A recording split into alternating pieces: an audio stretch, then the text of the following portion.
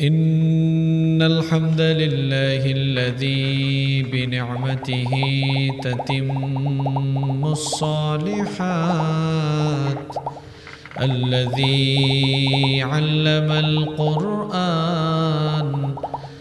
خلق الإنسان وكرم وعلمه من البيان ما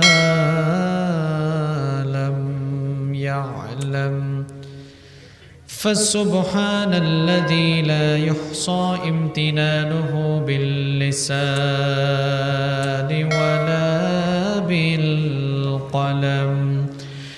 نستغفره ونتوب إليه، ونشهد أن لا إله إلا الله وحده لا شريك له، ونشهد أن سيدنا وسندنا وحبيبنا وطبيبنا وطبيب أرواحنا محمدًا عبد الله ورسوله،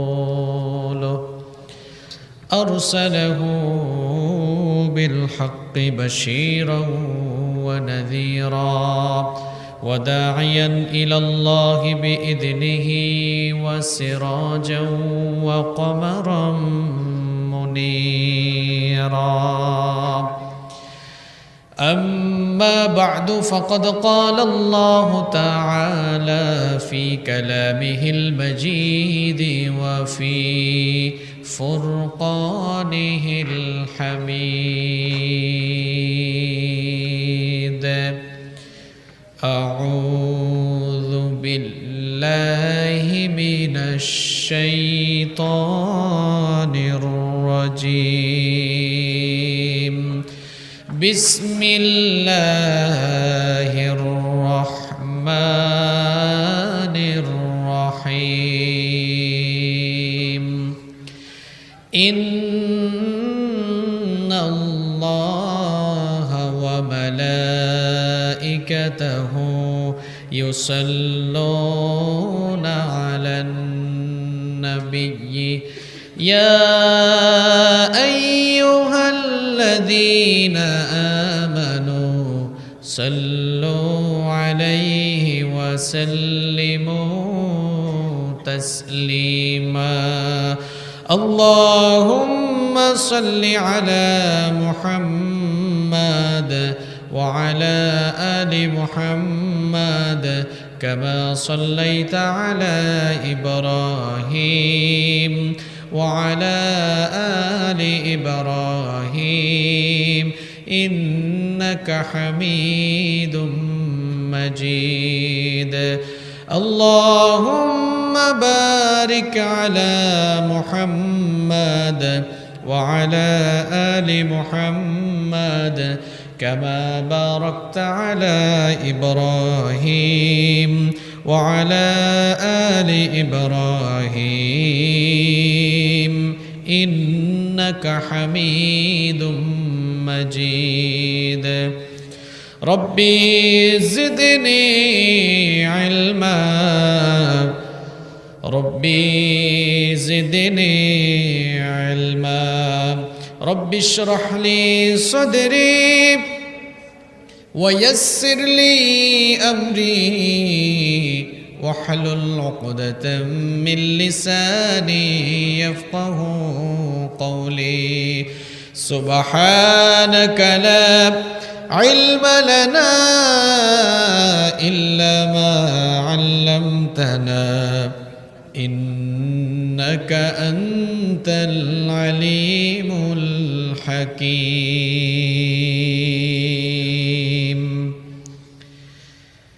صدق الله العظيم. সুন্নাত নয় শুধু দাওয়াতের মেহমান, সুন্নাত নয় শুধু খাওয়া শেষ মধুপান, সুন্নাত নয় শুধু দাওয়াতের মেহমান, সুন্নাত নয় শুধু খাওয়া শেষ মধুপান। আরো কিছু সুন্নাত আছে তুমি জানো কি, জানলেও জীবনে কখনো তা মানো কি। আরো কিছু সুন্নাত আছে তুমি জানো কি, জানলেও জীবনে কখনো তা মানো কি। সুন্নাত শুধু নয় মাজলুম সহায়ক, সুন্নাত উহুদের জালিমের প্রতিরোধ। সুন্নাত শুধু নয় লাওয়ার কদু খাওয়া, আর সুন্নাত হলো অন্যায় বাধা দেয়া। সুন্নাত নয় শুধু নির্জন ধ্যানে থাকা, আর সুন্নাত হলো পাথরের আঘাত খাওয়া। মুহাব্বতে তার সুদিনের সাথী তুমি, দুর্দিনেও তার পাশে থাকো কি। আরো কিছু সুন্নাত আছে তুমি জানো কি, জানলেও জীবনে কখনো তা মানো কি। আরো কিছু সুন্নাত আছে তুমি জানো কি, জানলেও জীবনে কখনো তা মানো কি। সুন্নাত কোরআনের সমাজ বিনির্মাণে বৈরী সকল পথ মারিয়ে চলা। সুন্নাত দাওয়াতের দিনের পাশাপাশি ইসলাম রক্ষায় হাতে তলোয়ার তোলা। সুন্নাত শুধু নয় নমনীয় আলাপন, সুন্নাত প্রয়োজনে হুঙ্কার গর্জন। সুন্নাত শুধু নয় মেষ চড়াতে যাওয়া, আর সুন্নাত হলো রাষ্ট্রনায়ক হওয়া। মুহাব্বতে তার খালিদ ওমর আলী আবু বকরের মতো পাশে থাকো কি। আরো কিছু সুন্নাত আছে তুমি জানো কি, জানলেও জীবনে কখনো তা মানো কি। আরো কিছু সুন্নাত আছে তুমি জানো কি, জানলেও জীবনে কখনো তা মানো কি। কোরআনে কারীম পৃথিবীর সমস্ত মানুষগুলোকে 4 ভাগে ভাগ করেছে। জবাব দেন, কয় ভাগে ভাগ করেছে? হ্যাঁ, এখন কথাবার্তা শুরু হবে। নলেজ এটা শেয়ার করার জায়গা, শুধু একজন বলবে আর একজন শুনবে এমন না। গিভ অ্যান্ড টেকের দরকার আছে না নাই? কোরআনে কারীম এই পৃথিবীর সমগ্র মানবমণ্ডলীকে মৌলিকভাবে 4টি ভাগে ভাগ করেছে। নাম্বার 1, 1 নাম্বার হচ্ছে মুমিন। নাম্বার 2, 2 নাম্বার হচ্ছে মুশরিক। নাম্বার 3 নাম্বার হচ্ছে মুলহিদ। মুলহিদ মানে অনেকে বুঝেন নাই, মুলহিদ মানে নাস্তিক। নাম্বার 4 নাম্বার হচ্ছে মুনাফিক। তাহলে পৃথিবীর মানুষ কয় প্রকার? কথা কোন, কয় প্রকার? এই 4 প্রকারের ভেতরে আরো অন্যান্য প্রকার মানুষ আছে। তাহলে 1 নাম্বার বলেছিলাম মুমিন। এবার আসেন, মুমিন কারা? যারা আল্লাহ এবং তার রাসূলের প্রতি ঈমান এনে আখিরাতমুখী জীবন আল্লাহর দেওয়া বিধান অনুযায়ী পরিচালনা করে, তারা হচ্ছে মুমিন। নাম্বার 2 নাম্বার মুশরিক। মুশরিক কারা? মুশরিক হচ্ছে তারা যারা আল্লাহ সুবহানাহু ওয়া তাআলার সাথে শিরক করে, যারা একত্ববাদী আল্লাহকে রব হিসাবে মেনে নেয় না, এরা হচ্ছে মুশরিক। মুশরিকের ভেতরে হিন্দু, বৌদ্ধ, খ্রিস্টান যারা শিরক করে সবাই ঢুকে গিয়েছে। এরপরে 3 নম্বর কি বলেছিলাম? মুলহিদ, নাস্তিক। নাস্তিক কারা?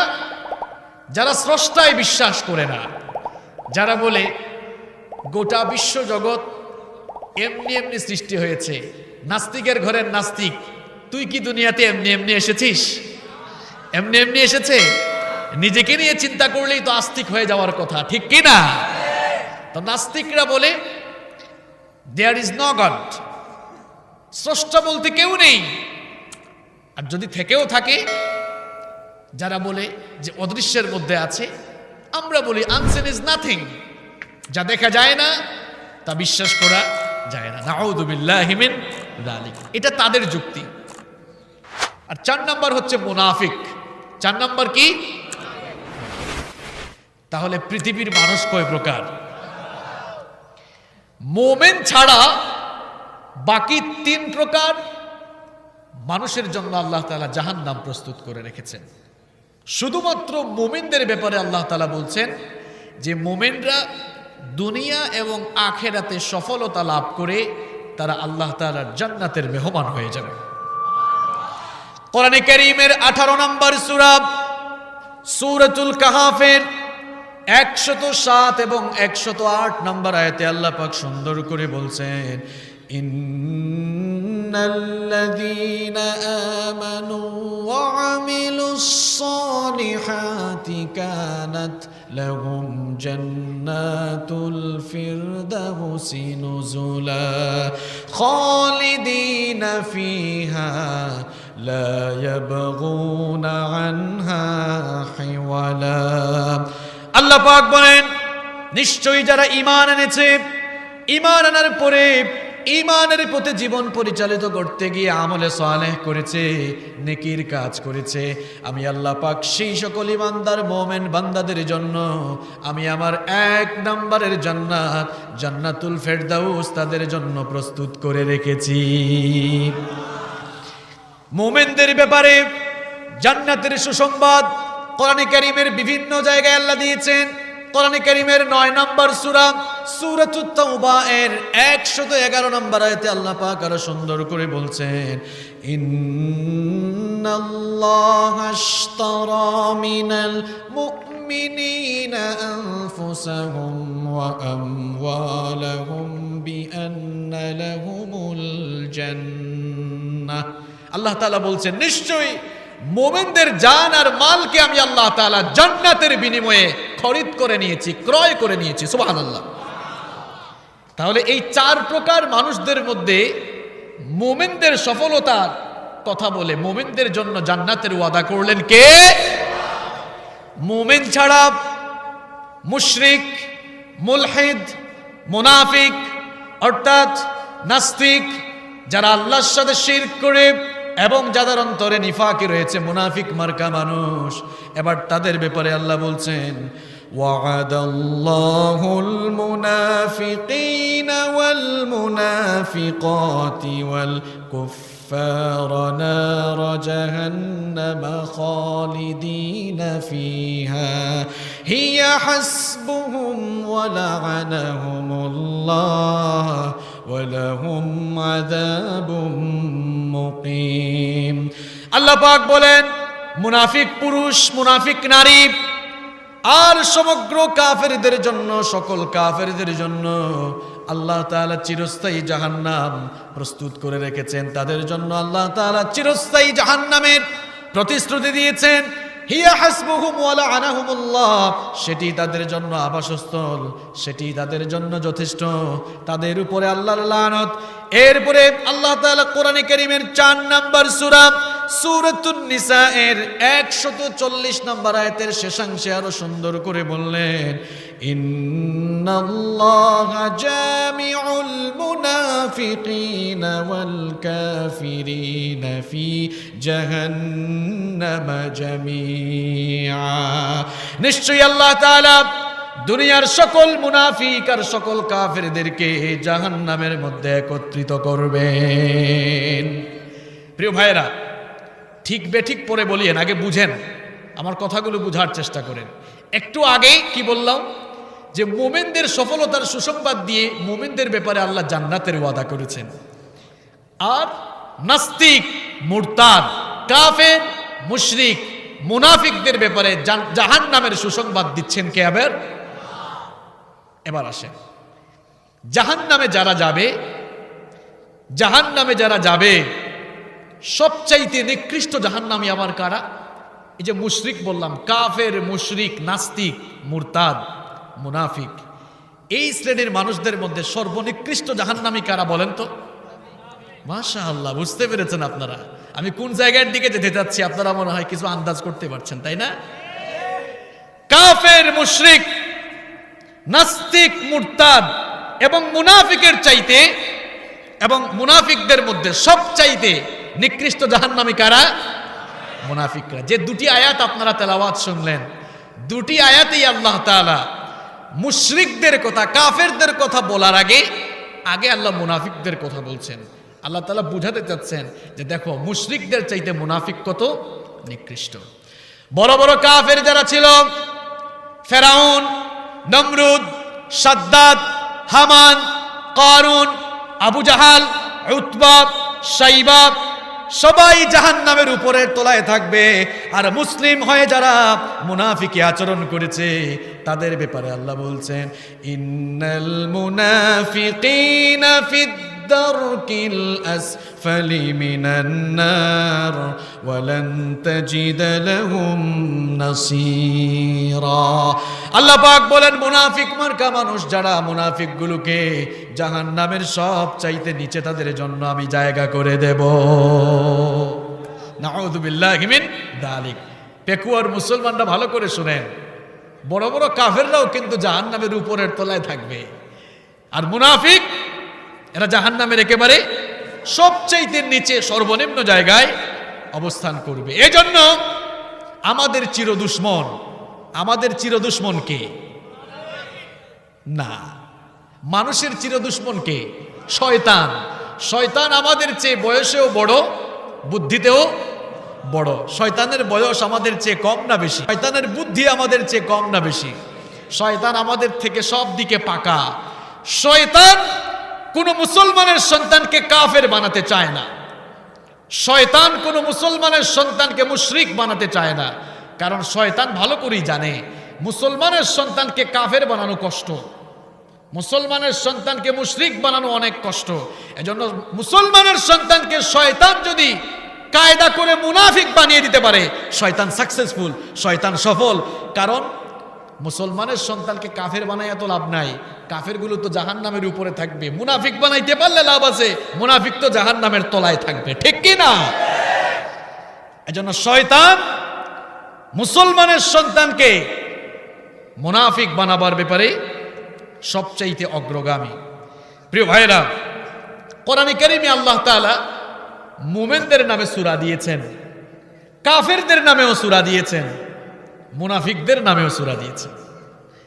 মুমিনদের নামে আল্লাহ তাআলা যে সূরা দিয়েছেন সেই সূরার নাম কি? কেউ জানেন না? কেউ জানেন না?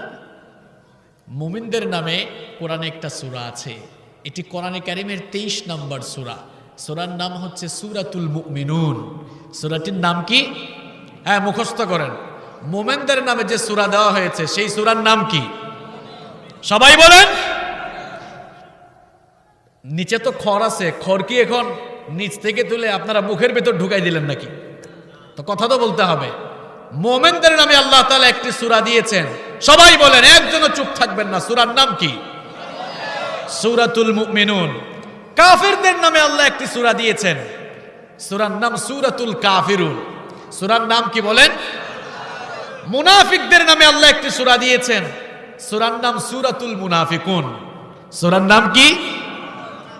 এবার খেয়াল করেন, কাফেরের নামেও আল্লাহ তাআলা সূরা দিলেন, মুনাফিকের নামেও আল্লাহ তাআলা সূরা দিলেন।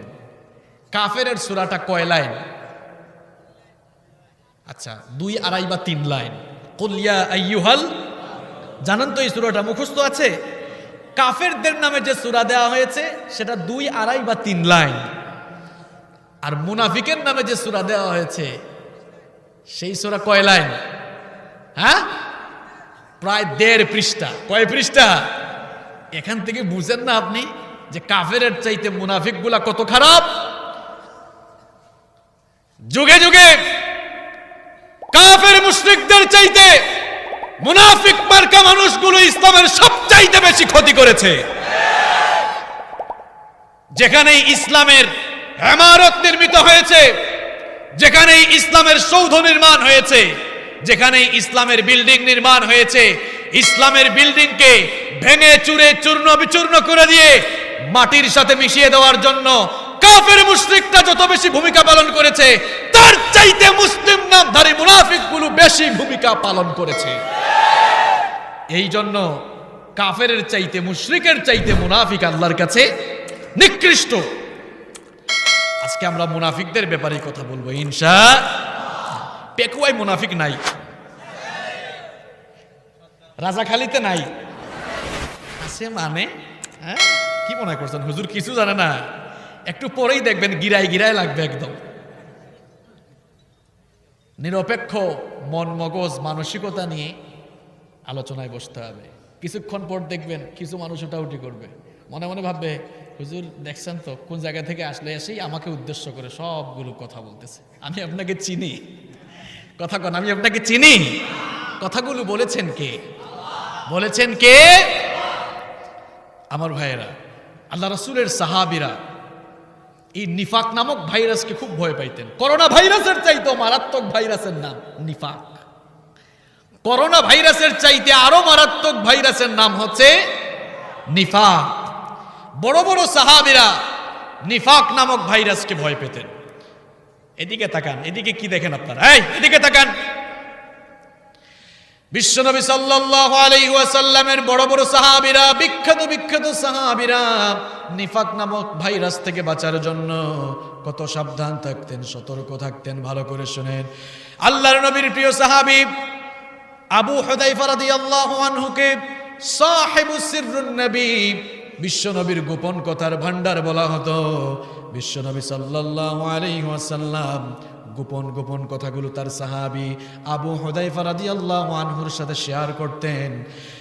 বিশ্বনবী সাল্লাল্লাহু আলাইহি ওয়াসাল্লাম মদিনার মুনাফিকদের লিস্ট আবু হুযায়ফা রাদিয়াল্লাহু আনহুর সাথে শেয়ার করেছেন। এই জন্য ওমর ইবনুল খাত্তাব রাদিয়াল্লাহু আনহুর শাসনামলে যখনই কোনো জানাজা আসতো, যখনই কোনো লাশের জন্য জানাজার আয়োজন করা হতো, ওমর ইবনুল খাত্তাব রাদিয়াল্লাহু আনহু বলতেন, দেখো তো জানাজায় আবু হুযায়ফা এসেছে কিনা। আবু হুযায়ফা যদি জানাজায় না আসে তাহলে এই জানাজা আমি পড়াবো না। কারণ আবু হুযায়ফা জানতেন মদিনায়, কারণ আবু হুযায়ফা ভালো করে জানতেন মদিনায় কারা কারা মুনাফিক আছে।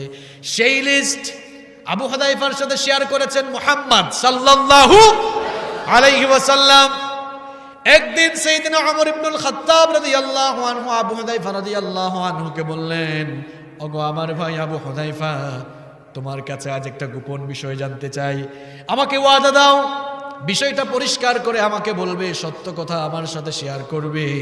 আবু হুযায়ফা রাদিয়াল্লাহু আনহু চিন্তায় পড়ে গেলেন, কি এমন কথা, কি এমন গোপন কথা যা জানার জন্য আমিরুল মুমিনিন ওমর ইবনুল খাত্তাব রাদিয়াল্লাহু আমার কাছে অনুমতি প্রার্থনা করছেন, আমার কাছে এত বিনয়ের সাথে বলছেন। তিনি বলছেন, ওগো আমিরুল মুমিনিন, নির্দ্বিধায় বলতে পারেন, অবশ্যই আমি আপনাকে বলবো। এবার সাইয়েদনা ওমর ইবনুল খাত্তাব রাদিয়াল্লাহু আনহু বললেন, ওগো আমার ভাই আবু হুযায়ফা, বিশ্বনবী তো দুনিয়া থেকে যাওয়ার আগে মদিনার মুনাফিকগুলোর লিস্ট তোমার কাছে দিয়ে গিয়েছেন। আল্লাহর ওয়াস্তে মেহেরবানি করে আমাকে বলো, সেই লিস্টে আমি ওমরের নামটা আছে নাকি বলো। আল্লাহু আকবার! কত বড় সাহাবী ওমর! যেমন তেমন মানুষ নয়, যার ব্যাপারে স্বয়ং আমার নবী বলেছেন, লা নাবিয়্যা ওয়ালা রাসূলা মিন বাদি, আমার পরে কোনো নবী নাই, আমার পরে কোনো রাসূল নাই। লাউ কানা নাবিয়্যাম মিন বাদি লাকানা উমর, আমার পরে কেউ যদি নবী হতো, আমার পরে কেউ যদি নবী হিসেবে দুনিয়ায় আসতো, তাহলে আমার ওমর আমার পরে নবী হয়ে যেত। সেই ওমর যাকে দেখলে শয়তানও ভয়ে পালিয়ে গিয়েছে, সেই ওমর বলছেন, ভাই আবু হুযায়ফা, মদিনার মুনাফিকদের লিস্ট রাসূল তো তোমার কাছে দিয়েছেন, মেহেরবানি করে বলো তো ওই লিস্টে আমার নাম আছে নাকি। আবু হুযায়ফা রাদিয়াল্লাহু আনহু কেঁদে ফেললেন। কেঁদে দিয়ে বললেন, ওগো আমিরুল মুমিনিন, কি করে মুনাফিকের লিস্টে আপনার নাম থাকতে পারে? কারণ বিশ্বনবী আপনার ব্যাপারেই তো বলেছেন আপনার পরে নবী আসবে না, নবী আসলে নবী হিসাবে আল্লাহ আপনাকেই পাঠাবেন। এত বেশি মর্যাদা যাকে দেওয়া হয়েছে সেই মানুষটার নাম কেমনে মুনাফিকের লিস্টে আসে? ওমর ইবনুল খাত্তাব তখন বললেন, আমার অন্তরে ভয় ছিল, ভয়টা দূর করার জন্য তোমার কাছে প্রশ্ন করেছিলাম। মনে মনে ভেবেছিলাম লিস্টটাতে যদি নাম থাকে এখনো তো সময় আছে নিফাক নামক ভাইরাস থেকে নিজেকে শুদ্ধ করে নেওয়ার। আল্লাহু আকবার! ওমরের মতো লোক যিনি নিফাক নামক ভাইরাস নিয়ে টেনশনে ছিলেন। কলিমুল্লাহ সলিমুল্লাহ, আপনি সারাদিন তো একবারও আপনার মাথায় টেনশন আসে না? কোন ইবলিসের সাথে বসবাস আপনার? সারাদিন চলে যায়, একটু চিন্তাও করেন না মুনাফিকের কত খাসলত যে ভিতরে আছে। একটু পরেই সেগুলো আমরা জানবো ইনশাআল্লাহ। ইসলামে মুনাফিক গুলো কত নিকৃষ্ট শুনেন। আব্দুল্লাহ বিন উবাই বিন সুলুলের নাম শুনেছেন কি শুনেন নাই? পেকুয়ার মানুষ শুনবে কেন? কারণ পেকুয়ায় তো মুনাফিক নাই। আব্দুল্লাহ বিন উবাই বিন সুলুল মদিনার মুনাফিকদের সর্দার ছিল, মুনাফিকদের নেতা ছিল।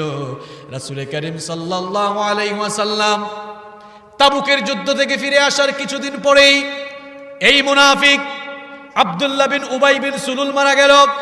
তার ছেলে আব্দুল্লাহ বিশ্বনবীর দরবারে আগমন করে বিশ্বনবীর কাছে বলল, ওগো আল্লাহর নবী, আমার বাবা আব্দুল্লাহ বিন উবাই বিন সুলুল দুনিয়া থেকে চলে গিয়েছেন।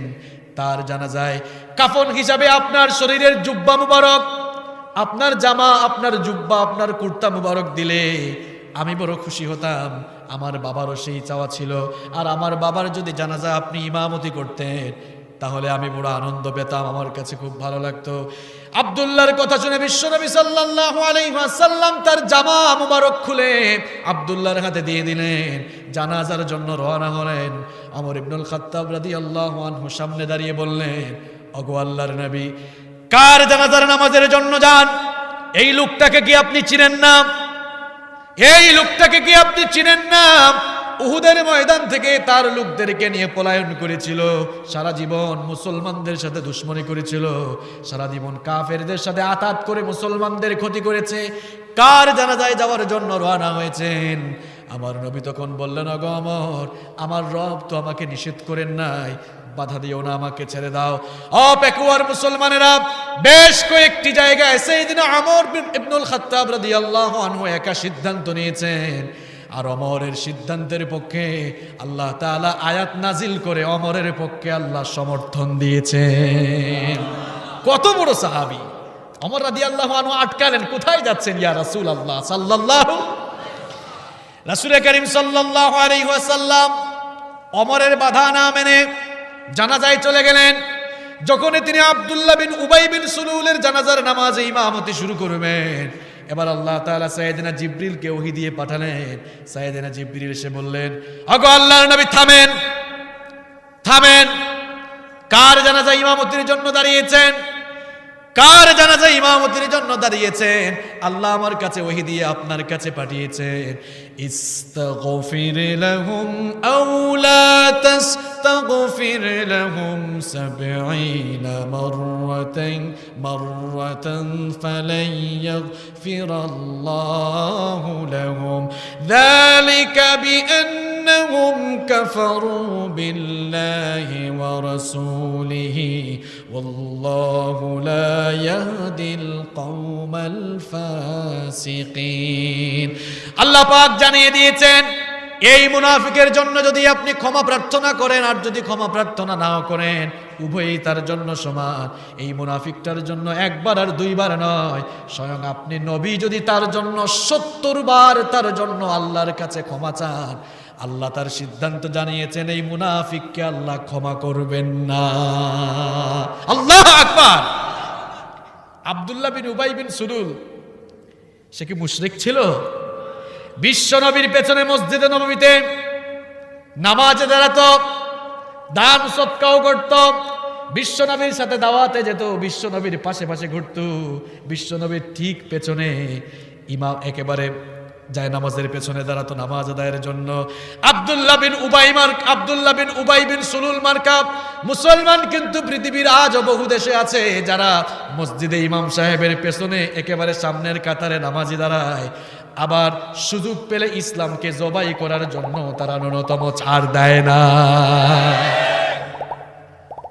এই মুনাফিকগুলো ইসলামের সবচেয়ে বেশি ক্ষতি করেছে। মুনাফিক এত সহজে চেনাও যায় না, মুনাফিক এত সহজে চেনাও যায় না, কারণ মুনাফিক কিন্তু টুপিও মাথায় দেয়, দাড়িও রাখে, জুব্বাও পরে, নামাজেও যায়, আবার হজও করে। মুনাফিক এত সহজে চেনা যায় না। কেউ যদি আমাকে বলে হুজুর হিন্দু দেখবো কোন দেশে যাব, বলবো ভাই ভারতে চলে যান, কোটি কোটি হিন্দু সেই দেশে আছে না নাই। কেউ যদি প্রশ্ন করে হুজুর বৌদ্ধ দেখবো কোন দেশে যাব, পার্শ্ববর্তী দেশ মিয়ানমারে চলে যান, কোটি কোটি বৌদ্ধ আছে না নাই। কেউ যদি বলে হুজুর ইহুদি দেখবো কোন দেশে যাব, ইসরায়েলে যান। কেউ যদি বলে খ্রিস্টান দেখবো, ইউনাইটেড স্টেট অফ আমেরিকায় চলে যান। এখন কেউ যদি আমাকে প্রশ্ন করে হুজুর মুনাফিক দেখবো কোন দেশে যাব, শুধু বাংলাদেশ নয়, এর উত্তর হচ্ছে মুনাফিক যদি আপনি দেখতে চান তাহলে মুসলিম সমাজে মুসলিম দেশগুলোতে সফর করে দেখেন, কিছু মানুষ মুসলমানের লেবাস ধারণ করে ইসলামটাকে জবাই করে ফেলছে। তো মুনাফিক কারা, এটা তো এত সহজে চেনা যায় না। মুনাফিকের কিছু খাসলত আছে, কিছু স্বভাব আছে, কিছু ক্যারেক্টারিস্টিক, কিছু বৈশিষ্ট্য আছে। এই বৈশিষ্ট্যগুলো কারো মধ্যে থাকলেই সে মুনাফিক হিসাবে সাব্যস্ত হয়ে যাবে। আজ আমি আপনাদের সামনে অত্যন্ত সংক্ষেপে কোরআন এবং সুন্নাহ থেকে মুনাফিকের 15টি বৈশিষ্ট্য আপনাদের সামনে তুলে ধরবো ইনশাআল্লাহ। প্রিয় ভাইয়েরা, নিরপেক্ষ মন মগজ মানসিকতা নিয়ে বসেন। যদি কোনো একটি চরিত্র আমার সাথে বা আপনাদের কারোর সাথে মিলে যায়, আমরা তওবা করে আজকে বাড়ি ফিরতে পারবো তো ইনশাআল্লাহ। কারণ নিফাকের ভাইরাস কিন্তু করোনা ভাইরাসের চাইতেও আরো মারাত্মক। করোনা ভাইরাসে মারা গেলে জাহান্নামে যাবে এমন কোনো কথা আছে? কিন্তু নিফাক ভাইরাস নিয়ে মরলে জাহান্নাম আছে না নাই? শুধু জাহান্নাম যে তা নয়, জাহান্নামের একেবারে একেবারে একেবারে নিম্ন স্তরে। চলেন মুনাফিকের বৈশিষ্ট্যগুলো আমরা আজকে জানার চেষ্টা করি। নাম্বার 1, 1 নাম্বার হচ্ছে মুনাফিকের প্রথম বৈশিষ্ট্য হচ্ছে মুনাফিকগুলো এরা ডবল ফেস পার্সোনালিটি, দুমুখী স্বভাবের হয়। যেই দিকেই বৃষ্টি আসবে ওই দিকেই ছাতা বসায়, এরকম আছে না নাই? মুনাফিকগুলো দুমুখী স্বভাবের, এরা এদিকেও থাকে আবার ওই দিকেও থাকে। কোরআনে কারীমের 2 নম্বর সূরা সূরাতুল বাকারা এর 9 নম্বর আয়াতে আল্লাহ পাক সুন্দর করে বলছেন, কোরআনে কারীমের 2 নম্বর সূরা সূরাতুল বাকারা এর 8 নম্বর আয়াতে আল্লাহ পাক সুন্দর করে বলছেন, ওয়া মিনান নাসি মান ইয়াকুলু আমান্না বিল্লাহি ওয়া বিল ইয়াউমিল আখির ওয়া মা হুম বিমুমিনিন। আল্লাহ পাক বলেন মানুষের মধ্যে এমন কিছু লোক আছে যারা বলে আমরা আল্লাহ আর আখিরাত দিবসের উপরে ঈমান এনেছি। আল্লাহ বলেন এরা মুখ দিয়ে যদিও ঈমানের কথা বলে কিন্তু অন্তরের ভেতরে কুফরি আর নিফাক লুকিয়ে রাখে, এই জন্য আদৌ এরা ঈমানদার হতে পারে নাই। এরা একদিকে এক মুখ দিয়ে ঈমানের কথা বলবে, অন্য মুখ দিয়ে এরা বেঈমানি কথাও বলবে। একদিকে তারা নামাজও পড়বে, একদিকে তারা মসজিদে যাবে, হজও করবে, ঈমানের কথা বলবে, অন্যদিকে তারা মূর্তি আর ভাস্কর্যের পক্ষে কথা বলবে। আপনি এক মুখে ঈমানের কথা বলবেন, ওই মুখে তো মূর্তি আর ভাস্কর্যের পক্ষে কথা বলতে পারেন না, কারণ মূর্তি বা ভাস্কর্যের সাথে ইসলামের কোনো সম্পর্ক নাই। পৃথিবীর সমস্ত নবীরা মূর্তি আর ভাস্কর্যের বিরুদ্ধে দাওয়াত নিয়ে এসেছেন। আপনি ইব্রাহিমের সন্তান হয়ে মূর্তি বানাতে পারেন না। আমার নবী কাবা ঘর থেকে 360টি মূর্তি বের করে 360টা মূর্তি ভেঙে দিয়েছেন। আপনি তার উম্মত হয়ে মূর্তি বা ভাস্কর্য বানাতে পারেন? কয় হুজুর মূর্তি আর ভাস্কর্য তো দুই জিনিস। মূর্তি হচ্ছে যা পূজার উদ্দেশ্যে বানানো হয়, আর ভাস্কর্য যাকে পূজা করা হয়। লাউ আর কদু কি ভিন্ন জিনিস? কথা কন না কেন? লাউ আর কদু কি ভিন্ন জিনিস? বেহেশত আর দুজক কি ভিন্ন জিনিস? একই জিনিস। একই জিনিসের দুই নাম। আপনারা তো শুধু চেতনার কথা বলেন, বাংলা ভাষার কথা বেশি বলেন। বাংলা একাডেমির অভিধানটা খুলে দেখিও, ভাস্কর্য আর মূর্তির মধ্যে আবিধানে কোনো পার্থক্য নেই। ভাস্কর্য কি? ভাস্কর্য হচ্ছে প্রস্তর খোদাই করে কোনো আকৃতি, কোনো অবয়ব দেওয়াকেই ভাস্কর্য বোঝায়। আর মূর্তি কি? মূর্তির মধ্যেও প্রতিকৃতি কিংবা একটা আকৃতি দেওয়া হয়, দুটোর মধ্যে তেমন কোনো ব্যবধান নেই। আর পৃথিবীতে ভাস্কর্য আগে এসেছে, মূর্তি পূজা পরে এসেছে। এই ইতিহাস জানতে হবে। নূহ আলাইহিস সালামের কওমের 5 জন প্রসিদ্ধ মানুষ দুনিয়া থেকে বিদায় হওয়ার পর এদের পরবর্তী প্রজন্মের মানুষগুলো ওই 5 জন লোকের ভাস্কর্য বানিয়েছিল। 5 জন লোকের ভাস্কর্য বানানোর পর সেই লোকগুলোর নামও বলে দিচ্ছি, আপনি কোরআন খুলে দেখবেন, সব কোরআনে আছে না নাই? ওয়াদ, সুওয়া, ইয়াগুত, ইয়াউক এবং নাসর, এই 5 জন লোক প্রসিদ্ধ ছিলেন, নামি দামি মানুষ ছিলেন। এদের ভাস্কর্য তারা বানিয়েছিল। পরবর্তী প্রজন্মের লোকেরা যখন ভাস্কর্য বানালো, এরা দুনিয়া থেকে বিদায় হওয়ার পর তাদের পরবর্তী প্রজন্মরা তারা এদেরকেই দেবতা বানিয়েছিল। এই যে লাত, মানাত, উজ্জা, জাহেলি আরবদের বিখ্যাত কিছু মূর্তি ছিল না? আপনি ইতিহাস ঘেটে দেখেন, লাত এটা একজন মানুষের প্রতিকৃতি ছিল। কিরকম সেটা? আরবের তায়েফ অঞ্চলে লাত নামক একজন বিশিষ্ট ব্যক্তি ছিলেন। ধর্মীয়ভাবে তার অনেক গুরুত্ব ছিল। লোকটা মারা যাওয়ার পর তার অনুসারী যারা ছিল তার ভাস্কর্য বানিয়েছিল, সেখানে মন্দির স্থাপন করেছিল। এরপরে তারা ওই লোকটার ভাস্কর্যকেই তাদের দেবতা হিসাবে গ্রহণ করে নিয়েছিল। পৃথিবীতে ভাস্কর্য আগে এসেছে, ভাস্কর্যের মাধ্যমে মূর্তি পূজা শুরু হয়েছে। এই জন্য ইসলাম মূর্তি কিংবা ভাস্কর্য কোনোটাকেই সাপোর্ট করে না। এই দেশের স্বাধীনতার মহানায়ক, স্বাধীনতার স্থপতি, স্বাধীনতার স্বপ্নদ্রষ্টা মরহুম বঙ্গবন্ধু শেখ মুজিবুর রহমান সাহেব, আল্লাহ তাআলা তাকে মাফ করে দিন। তাকে মনে রাখার জন্য কোনো মূর্তি বা ভাস্কর্যের দরকার নেই, কারণ এই পৃথিবীতে যার চেতনা মানুষ সবচেয়ে বেশি লালন করেন তিনি হচ্ছেন মুহাম্মদ সাল্লাল্লাহু আলাইহি ওয়াসাল্লাম। তার কোনো মূর্তি দুনিয়াতে আছে? কিন্তু আমার নবীর প্রতি মানুষের ভালোবাসা দিন দিন বাড়ছে নাকি কমছে? যদি মূর্তি বানানো জায়েজ হতো তাহলে কাবা ঘরের পাশেই আমার নবীর মূর্তি থাকতো, ঠিক কিনা? মূর্তি বা ভাস্কর্যের সাথে ইসলামের কোনো সম্পর্ক নেই। এই দেশের উলামা, পীর, মাশায়েখ, শুধু জিয়াউল হাসান নামক কয়েকজন জাহেল ছাড়া এই দেশে কোনো আলেম কোনোদিনও মূর্তি বা ভাস্কর্যের পক্ষে কথা বলবে। জিয়াউল হাসানকে তো আমরা আলেমও বলতে পারি না, কারণ যেই লোকটা আল্লাহর পবিত্র ঘর কাবাকে স্ট্যাচু বা মূর্তি বলেছে, সে আর যাই হোক কখনো কোনো আলেম হতে পারে না। আহারে, একজন মানুষ কিভাবে এমন কথা বলতে পারে? বেদিনদের টাকা খাইতে খাইতে, বেদিনদের টাকা খাইতে খাইতে দশা যে এমন হবে, এমনটা তো কেউ আশা করে নাই। কাবা ঘরকে আল্লাহ তাআলা বলছেন ইন্না আউওয়ালা বাইত, এটি প্রথম ঘর, হুদিআ লিন-নাস, যা মানুষের জন্য বানানো হয়েছে, লাল্লাযী বিবাক্কা, যা মক্কায় অবস্থিত, মুবারাকান ওয়া হুদাল লিল আলামিন, ওই ঘরকে আল্লাহ তাআলা বরকতময় বানিয়েছেন এবং ওই ঘরকে আল্লাহ তাআলা গোটা বিশ্ববাসীর হেদায়েতের কেন্দ্রবিন্দুতে পরিণত করেছেন। সুবহানাল্লাহ। কাবা ঘর নির্মাণের এক স্বর্ণালী ইতিহাস আছে, এটি জানতে হবে আপনাকে। কাবা ঘর সর্বপ্রথম বানিয়েছেন কে? সর্বপ্রথম আল্লাহ তাআলা ফেরেশতাদের মাধ্যমে কাবা ঘর বানিয়েছেন। ওই মূর্খ কাবা ঘরকে স্ট্যাচু বলেছে, নাউযু বিল্লাহি মিন। মাননীয় প্রধানমন্ত্রীকে আমরা বলতে চাই, এই দেশের উলামা, পীর, মাশায়েখ রাষ্ট্রবিরোধী নয়, মুক্তিযুদ্ধ বিরোধী নয়, মুক্তিযুদ্ধের চেতনা বিরোধী নয়, এই দেশের উলামা মাশায়েখ বঙ্গবন্ধু বিরোধী নয়, বরং এই দেশের উলামা, পীর, মাশায়েখ বঙ্গবন্ধুকে ভালোবাসেন বলেই বঙ্গবন্ধুর কবরে আযাব বারুক এটা তারা চান না। আর চান না বলেই তারা ভাস্কর্য আর মূর্তির বিরোধিতা করছেন।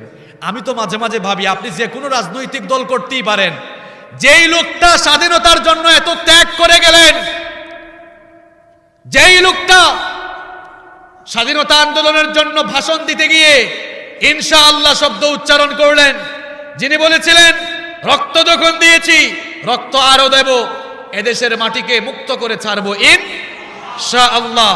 যেই নেতা স্বাধীনতা আন্দোলনের সময় ইনশাআল্লাহ দিয়ে বক্তব্য দিয়েছেন, স্বাধীনতার পর ইসলামের প্রতি আবেগ ভালোবাসা দেখাতে গিয়ে ইসলামিক ফাউন্ডেশন যিনি বানালেন, প্রতিষ্ঠা করলেন, যেই লোকটা স্বাধীনতার জন্য এত ত্যাগ তিতিক্ষা এত কুরবানি করে গেলেন, আজ আমরা স্বাধীন দেশে মুসলমান জাতি হয়ে আমাদের মুসলিম একজন নেতাকে যদি আমরা ঠিকমতো কদর করতে না জানি, তিনি তো দুনিয়া থেকে চলে গিয়েছেন মুসলিম হিসাবে, মুসলমানি কায়দাই তো তার জানাজায় হয়েছে, কবর দেওয়া হয়েছে। যেই লোকটা স্বাধীনতার জন্য এত ত্যাগ তিতিক্ষা কুরবানি করে গেলেন, সেই লোকটার কবরে আযাব বাড়ানোর ব্যবস্থা আপনি করছেন। আসলেই কি আপনি বঙ্গবন্ধুকে ভালোবাসেন, নাকি চেতনা বিক্রি করে আপনি আপনার মাল কামান? বঙ্গবন্ধুকে যারা ভালোবাসে এরা কখনোই বঙ্গবন্ধুর কবরে আযাব বাড়াতে চাইবে না, ঠিক কি না? বঙ্গবন্ধুর ভাস্কর্য, বঙ্গবন্ধুর মূর্তি তৈরি করা মানে হচ্ছে বঙ্গবন্ধুর সাথে বেঈমানি করা। মাননীয় প্রধানমন্ত্রীকে আমরা সুন্দর কিছু পরামর্শ দিতে চাই। আক্রমণাত্মক বক্তব্যে কখনো কোনো ফলাফল আসে না। এজন্য সরকার প্রধানকে আমরা পরামর্শ দিতে চাই, আপনার বাবা স্বাধীনতার স্থপতি মরহুম বঙ্গবন্ধু শেখ মুজিবুর রহমান সাহেব, তাকে এই দেশের মানুষ ভালোবাসে, শ্রদ্ধার সাথে স্মরণ করে, যতদিন বাংলাদেশ থাকবে ততদিন মানুষ স্মরণও করবে। আপনি তার কন্যা হিসাবে তার কবরে আযাব বাড়ানোর ব্যবস্থা করবেন না। ওলামাদেরকে আপনি গণভবনে ডাক দেন। এই দেশের 90% মানুষ মুসলমান, এটা আপনাকে চিন্তা করতে হবে। অমুসলিমরা একটা মূর্তির জায়গায় যদি হাজার হাজার মূর্তি বানায়, আমাদের কোনো আপত্তি আছে? তারা তাদের পূজার জন্য মূর্তি বানাবে, আমাদের কোনো অসুবিধা নাই। কিন্তু এই দেশে যারা বসবাস করে তারা তো 90% মানুষ মুসলমান। তাদের ট্যাক্সের টাকায় এই দেশের সরকার চলে। এই দেশের জনগণের ট্যাক্সের টাকা দিয়ে রাস্তায় রাস্তায় মূর্তি বানিয়ে এই দেশটাকে শিরক আর বেদাতের আকরা হিসাবে গড়তে দেওয়া হবে না। আপনি উলামাদের কাছ থেকে পরামর্শ নেন। হক্কানি কোন উলামাই মূর্তি কিংবা ভাস্কর্যের পক্ষে রায় দিবেন। আপনি আপনার বাবার জন্য ভাস্কর্য না বানিয়ে আপনি বঙ্গবন্ধুর নামে বঙ্গবন্ধু মিনার বানান। ভারতে কুতুব মিনার আছে না নাই? আপনি বাংলাদেশেও বঙ্গবন্ধু মিনার বানান। প্রত্যেকটি বিভাগীয় শহরে এক একটি উঁচু উঁচু মিনার বানান। মিনারগুলো এত উঁচু করেন যেন ওই শহরের সবগুলো বিল্ডিং এর চাইতে এই মিনারটা উঁচু হয়। যারা হজ করে এসেছেন, উমরা করে এসেছেন, মসজিদে হারামের পাশে আপনারা ক্লক টাওয়ার দেখেছেন কি দেখেন নাই? হজ করছেন কে কে? হাত তুলেন তো। হজ বা উমরা করেছেন কে কে? কয়েকজন হাত তুলছে। ক্লক টাওয়ার, ঘড়ি টাওয়ার দেখছেন তো? বাংলা ভাষায় বলি ঘড়ি টাওয়ার দেখছেন? উপরে যে ঘড়ি আছে একটা টাওয়ারের উপরে, এইরকম বাংলাদেশে আপনি বঙ্গবন্ধু মিনার বানান। মিনারের উঁচুতে ঘড়িও লাগায় দেন যাতে সব জায়গা থেকে ঘড়ির টাইম দেখা যায়। আর 5 ওয়াক্ত আযানের সময় হলে ডিজিটাল পদ্ধতিতে সেই মিনার থেকে আজান চালু করে দেন, আজানের ব্যবস্থা করে দেন। 5 ওয়াক্ত আজান হবে, আপনার বাবার কবরটা এমনি জান্নাতের বাগান হয়ে যাবে। আপনি এই ভালো কাজগুলো শুরু করে দেন। বঙ্গবন্ধুর নামে মসজিদ বানান, প্রতিষ্ঠান বানান, মাদ্রাসা তৈরি করেন। এইরকম সুন্দর সুন্দর প্রস্তাবনা আমরা আপনাকে দিচ্ছি। মূর্তি কিংবা ভাস্কর্য বানিয়ে আপনার বাবার কবরে আপনি আযাব বাড়াবেন না। কোরআন হাদিস ছাড়াও আপনি বাস্তব দৃষ্টিকোণ থেকে একটু চিন্তা করে দেখেন তো, মূর্তি বা প্রতিকৃতি ভাস্কর্য বানালেই কি একজন মানুষকে কদর করা হয়? আপনি রাস্তায় একটি ভাস্কর্য বানালেন, ভাস্কর্য বানানোর পর কাউয়া কবুতর যদি ভাস্কর্য কিংবা মূর্তির উপরে বসে এটা সরায় দেওয়ার কোনো ক্ষমতা ওই ভাস্কর্য কিংবা মূর্তির আছে? প্রস্রাব করছে, পায়খানা করছে, মলমূত্র ত্যাগ করছে, অসম্মান হচ্ছে, কদর হচ্ছে না। সুতরাং বাস্তবতার আলোকে একটু বুঝার চেষ্টা করেন। আল্লাহ তাআলা বুঝার সঠিক সমঝ দান করুন। বেলাইনে চলে যাওয়া যাবে না, মুনাফিকের এক নাম্বার বৈশিষ্ট্য কি বলেছিলাম?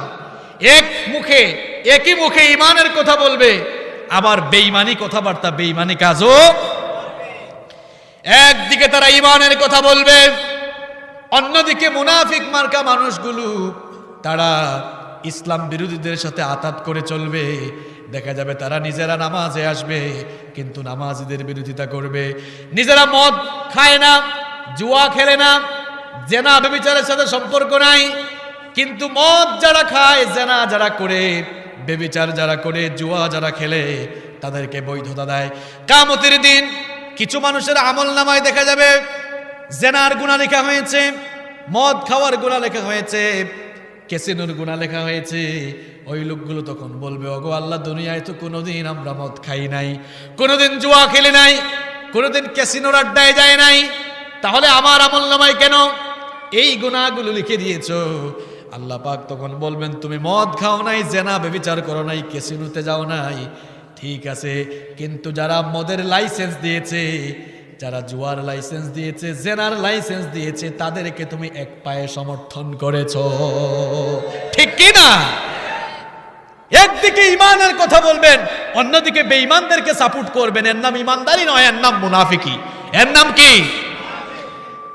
ভিতরের নামাজে বলেন, ওয়া নাখলাউ ওয়া নাতরুকু মান ইয়াফজুরুক, ওগো আল্লাহ, তোমার দিন বিরোধী যারা, তাদেরকে আমি ত্যাগ করলাম, তাদের সাথে আমার কোনো সম্পর্ক নাই। লোকটা নামাজের ভেতরে এই কথা বলল, আবার নামাজ থেকে বের হয়ে দেখলো ফুটবল মার্কার মিছিল শুরু হয়েছে। কি মার্কা? ফুটবল মার্কার মিছিল বের হয়েছে। এবার ফুটবল মার্কার প্রার্থী যিনি, লোকটার ভেতরে ইসলাম নাই, এবার তার মিছিলে চলে গেল।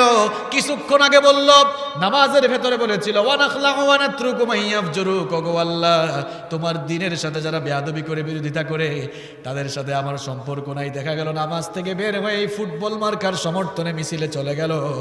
একদিকে এক মুখে ঈমানের কথা বলে, অন্যদিকে বেঈমানদেরকে সাপোর্ট দিলে এর নাম ঈমানদারি নয়, এর নাম হচ্ছে মুনাফিকি। এর নাম কি? তাহলে মুনাফিকের এক নাম্বার বৈশিষ্ট্য আমরা পেলাম, মুনাফিকগুলো হয় ডবল ফেস পার্সোনালিটি, দুমুখী স্বভাবের হয়। মুনাফিকের দুই নাম্বার বৈশিষ্ট্য হলো মুনাফিকগুলো প্রতারক হয়, ধোঁকাবাজ হয়। কোরআনে কারীমের 2 নম্বর সূরা সূরাতুল বাকারা এর 9 নম্বর আয়াতে আল্লাহ পাক সুন্দর করে বলছেন, ইউখাদিউনাল্লাহা ওয়াল্লাযীনা আমানু ওয়া মা ইয়াখদাউনা ইল্লা আনফুসাহুম ওয়া মা ইয়াশউরুন। আল্লাহ পাক বলছেন এই মুনাফিকরা আল্লাহ এবং ঈমানদারদেরকে ধোঁকা দিতে চায়, অথচ তারা জানে না তারা আল্লাহ আর ঈমানদারদেরকে ধোঁকা দিচ্ছে না, বরং তারা নিজেরাই নিজেদেরকে ধোঁকায় ফেলে রেখেছে। মুনাফিকরা আল্লাহকে ধোঁকা দিতে চায়, তারা ঈমান এনেছে বলে আল্লাহ পাককে একদিকে সন্তুষ্ট রাখলো, আর অপরদিকে ভেতরে ভেতরে সব মুনাফিকি কারবার চালিয়ে গেল।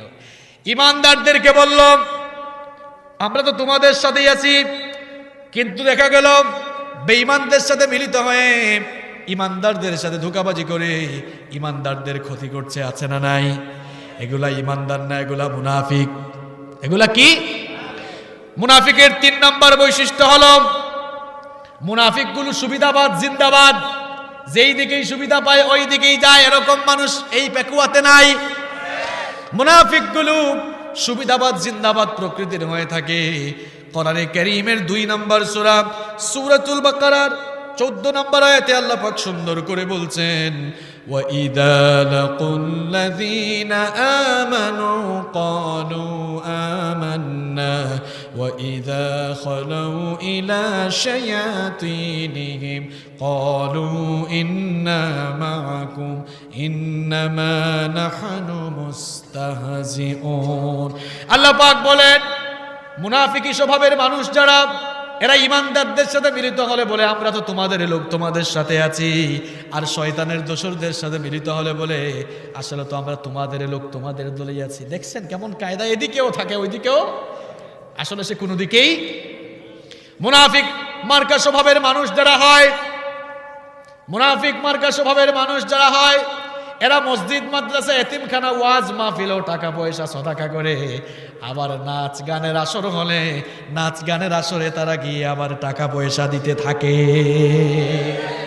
মুসল্লিদেরকেও খুশি দেখে, আমার গান পার্টি, নর্তকী পার্টি, কনসার্ট পার্টি, ওদেরকেও এদের কাছে আসলে বলে আমরা তো তোমাদের সাথে আছি, ওদের কাছে গেলে বলে আমরা তোমাদের সাথে আছি। এরকম মানুষ এই এলাকায় নাই?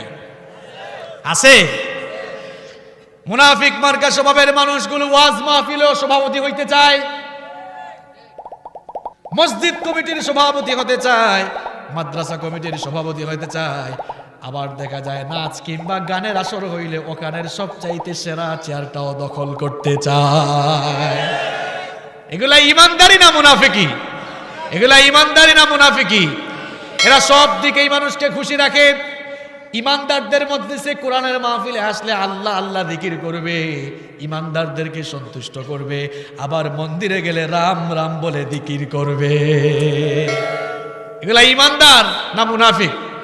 ইমানদার না মুনাফিক? মুনাফিকদের 4 নাম্বার বৈশিষ্ট্য হলো, এগুলো মুখস্থ করবেন। কয়টা বলছি?